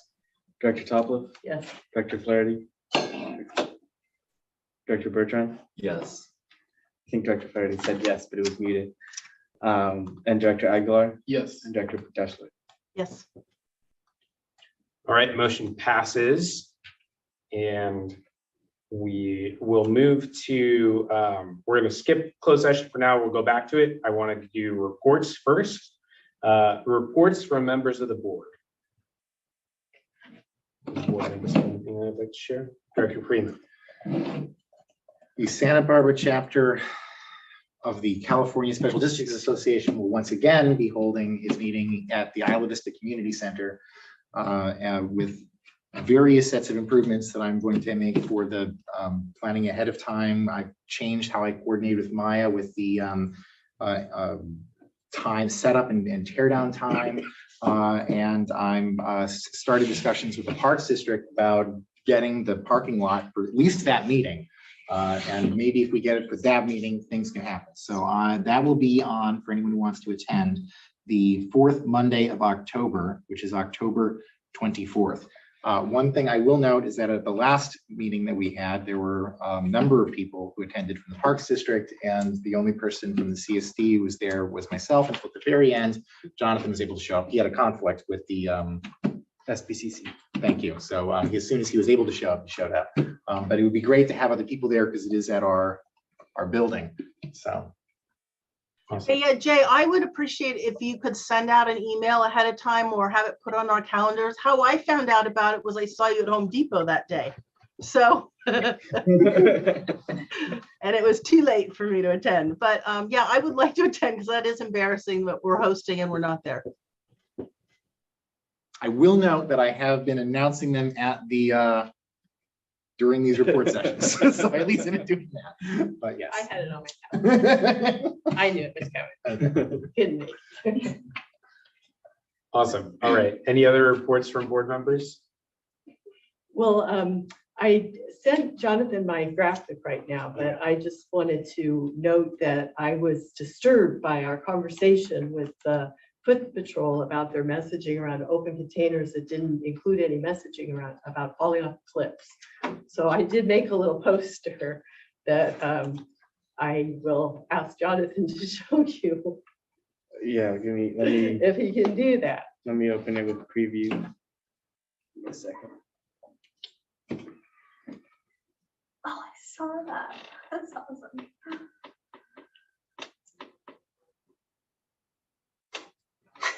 They are not graphic designers, nor are they public communications people. Oh, Lord, that's so bad. But what are you talking about? I made that. Yeah. Oh, I'm sorry, is that yours? Are you insulting me? I am. I totally am. Whoever did that, I'm so sorry. I thought it was very effective. I liked it. Okay, I saw that was many my outfits. report. And I did attend the Isla Vista Recreation and Park District meeting where they are working a lot on Halloween. And I do hope that we'll be successful in collaborating with them. Excellent. Thanks for sharing. I'll give a quick report just based on some conversations that I had with Lieutenant Morris, which is that he shared with me that over the past 4 weeks, there have been a number of arrests made that have resulted in firearms recovered in Isla Vista, and some of which have been associated with assaults that have happened in the community. Just about all of the firearms that have been recovered are ghost guns, or otherwise known as just unserialized guns that anyone can put together by buying parts, and are notoriously very difficult for any government or state to be able to regulate. And just given our community's history with gun violence, it's something that was very concerning to me, and I wanted to share with the board. It sounds like one of these traffic stops occurred this past Friday night, and 4 of these guns were recovered. So I just wanted to share that to make people aware. Okay, next, Director Bertrand. Thank you. Well, definitely echo the concerns that you've raised. You've raised Director Topliff as well about these different aspects of safety. My report's a bit different tonight, and it really it feels weird, I'll say, but I remember the first night we met here, March 1st, 2017, and today I start looking at the last night that I'll be here a couple months from now, and that's just to say I am going to be representing Isla Vista and the Gaviota Coast on the Vista School Board starting in December, and I'm really looking forward to our final time together in this capacity. But I just want to say, like, in these last months, I'm really committed to working on a number of areas of our district, but where I think I can be most helpful is the public engagement side, to bring more people in, because when this is a reminder for me that all of our time here is limited, whether it's a short time or a long time. And I'm really looking forward to how I can work with Sydney's team, especially as new folks are coming to the community this fall, to just build engagement with the district and continue to build the future leadership of Isla Vista. But I just wanted to mention that tonight rather than having it go unsaid. Appreciate you all and look forward to these next few months. Thank you to Director Bertrand, and congratulations on your new journey in public service. Thank you. Thank you. We know that Isla Vista will be well represented. Thank you. Okay, now we're going to move to reports from standing and ad hoc committees. Any committee reports? I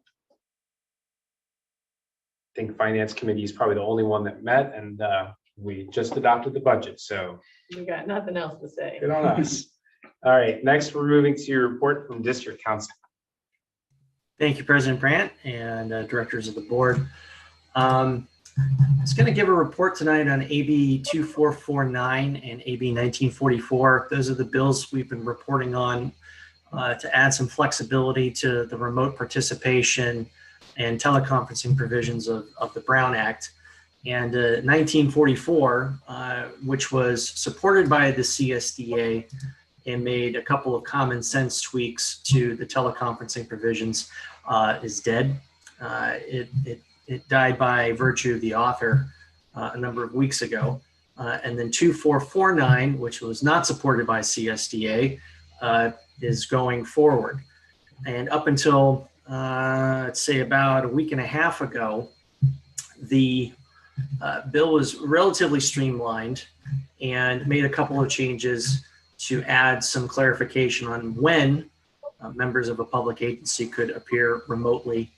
And it seemed that the legislature had forgotten that the wheels of government across the state had continued to churn in the midst of the pandemic, and that local governments could operate responsibly and consistent with the California Constitution, the United States Constitution in terms of access, petitioning the government. And then they started adding in a bunch of other things.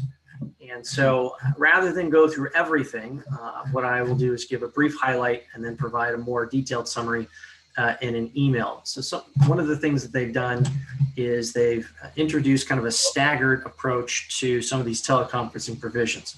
The first one is that you've got to have a reason to participate via teleconference.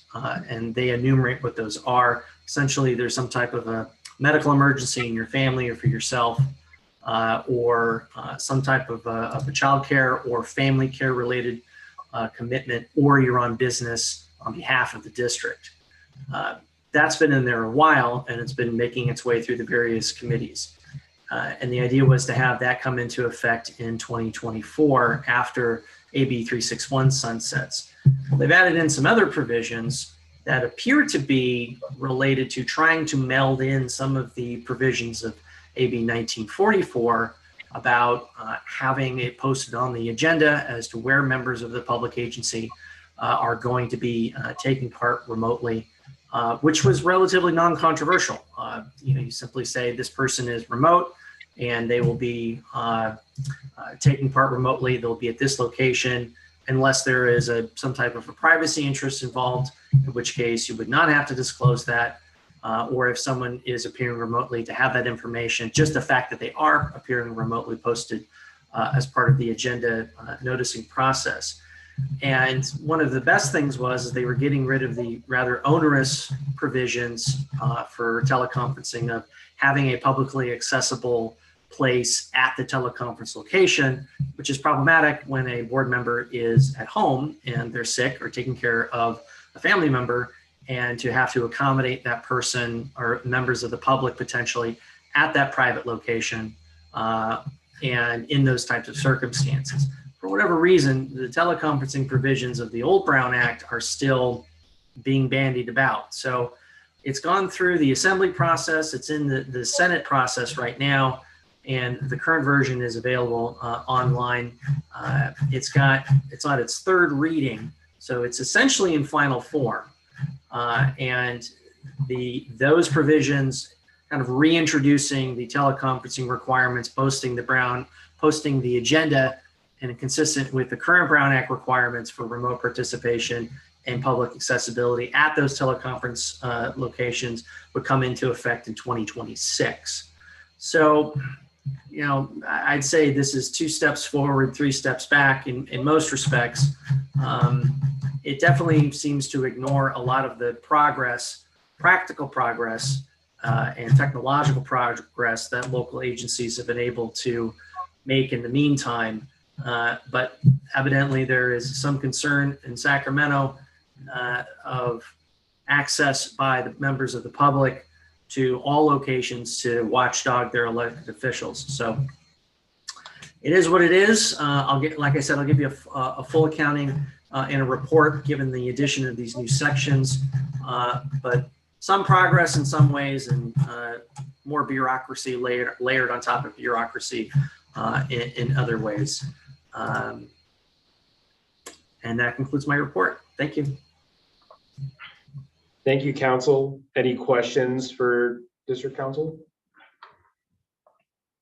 All right, seeing none, we'll move to your report from General Manager. Right, so I'll be doing some of the report and some of our staff will jump in too. But in terms of community engagement, Sydney is in Palm Desert right now. She's gonna receive the award tomorrow morning for us. So that's awesome. We have focus groups happening next week for our mobility plan. We need the board's help to spread the word on 3 job announcements that we have. So we have one for the Ivy Beautiful, one for community spaces, and one for community engagement. So we have open intern level positions, $17 an hour for all of those. And then Sydney got a move-in page now on our website. So we have a move-out page, and now we have a move-in page as well to help people. I actually randomly met somebody on the street who needed help finding his son housing, and I sent him the link, and I was like, it has a lot of sources on here. So it's already, it's a really useful resource. And then we're also going to be part of the UCSB Day of Giving this year. Finally, we've been wanting to. George, when he was on the board, was trying to get us to do something the whole time, but now we'll be an official partner within the Day of Giving. Got a big update on the Compost Collective, obviously today, and then I'll turn it over to Jenna to do a quick report on some of the big things she's been up to. Hi, everyone.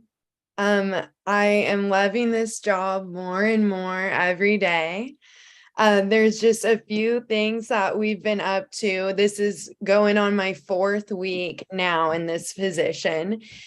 So one of them is we've made a good relationship with some people at Cox Communications, which is awesome. Like, we have someone there now to contact if we ever need anything. And they came out and removed a bunch of shoes from power lines in Isla Vista.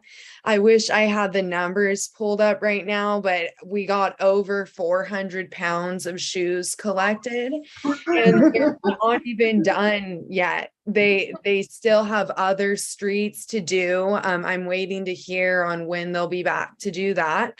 A lot of the shoes were not in great condition, but some were, and we were actually able to donate a bunch of shoes to Good Samaritan. So we still have a lot more and more to come. So if anyone has any suggestions, I know Good Samaritan will want more, but if anyone knows of anyone else who might want more, please send them my way. And also Cox Communications just mentioned that if we ever need their help with anything, they like to be involved in government and nonprofits. So keep that in mind. And we have a good relationship with a power washing company that I've used in my past job. So they will actually be coming out tomorrow to do one small job in front of the Chase Bank. And that will just kind of show us what power washing is capable of. And then we'll eventually, hopefully, have him do some bigger jobs. I've been working on the See-Click-Fix app. I kind of redid the homepage a little bit and changed some of the categories on there to make it a little more user-friendly. And we updated the Ivy Beautiful and See-Click-Fix pages on the CSD website. They may be a little more updated again in a month from now, but so far I've added some surveys, one for the Isla Vista Beautiful program and one for the See-Click-Fix app, just for community members to go ahead and answer a few questions to improve our programs. As Jonathan said, we posted the job application for Ivy Beautification team members. So I'm really excited to be looking at those applications and build a team, and then we can get some beautification procedures in place. I met with Ricardo today. He works with the county as a code enforcement officer for resource recovery and waste management. I asked him a few questions regarding piles of trash and bulky items of trash around Isla Vista, and he really clarified a lot of things for me. I think we'll be able to get more of a good procedure in place for handling those types of things. So in the next couple weeks, I will be going on a ride along with Ricardo around Isla Vista just to check out his routes and see how he handles things. And we're going to see what Marburg is up to on their route. I'll continue researching beautification procedures and adding to the Isla Vista Beautification Procedures Manual that I'm building over time. I'll be reviewing job applications and hiring a team. I'll continue introducing myself and meeting people in the community, and I hope to create plans for volunteer opportunities. And that's it. But like I said last time, if anyone has any ideas, suggestions, thoughts, feel free to reach out to me. I'd love to hear from you. Thank you, Jenna. Couple other things. Excuse me. I'm trying to get a contract, a re-upped contract for Isla Vista safety stations to you. There's been some staff turnover at UCPD with who we need to work with on that. So I'm hoping to get that to you very soon. Same with the rescheduling of the investigator report. I think we should be close on that. We're still working on acoustics for the community center, and I should have received the quote sometime this evening during the meeting. I haven't checked my email. And I'll note that the security has started at this building, 7 a.m. to 7 p.m., hired by the county. Some improvements to be made with that, but it's there, and it's one level of safety for the people here. September 27th, board meeting, mark on your calendars as when we have the report from our consultant, KTUA, on the existing conditions and needs assessment reports that they've been working on for the last 8 months now. So that's a big milestone on the STEP grant. I think we've mentioned before that we're meeting on the parking study this Monday with the county, Public Works, Planning, CEO's office, and our county supervisor. So it'll be a big meeting for us. You got an update on the community festival projects today. Our budget's approved and our audit is going to start now. So we finished the new budget. Now we have to start auditing the old budget. And yeah, that's pretty much it from today. We have a closed session. That's also pretty important. We've been working on. Excellent. Thanks for the report, and well, thanks to everyone involved in the GM's report. We're gonna have to get some photos of that 400 pounds of shoes. We That's do. Oh, we pretty. have them. We have it. I'm so excited. Jenna did I'll amazing. send them your way. Thank you all for your excellent work. Any other questions from the board on reports? Okay. Then with that, we are going to reconvene to closed session. This is conference with real property negotiators, government code section 54956.8. The properties are 970, 976, and 881 Embarcadero Del Mar. Negotiators are myself, Director Topliff, consultant Bob Geis, General Manager Jonathan, District Council. The parties are the Community Services District and the County of Santa Barbara. Director Bertrand. Yes, thank you. Given my employment with the County of Santa Barbara, I'm choosing for this item. I'll see you all soon. Have a great night. Thank you, Director Bertrand. Thank you, guys. All right, so let me put YouTube in the meeting room.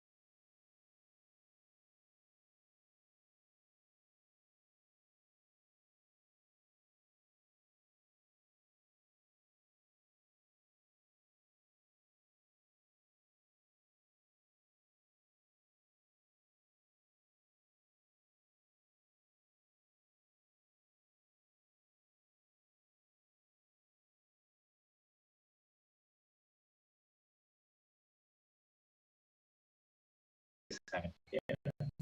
Connect to audio.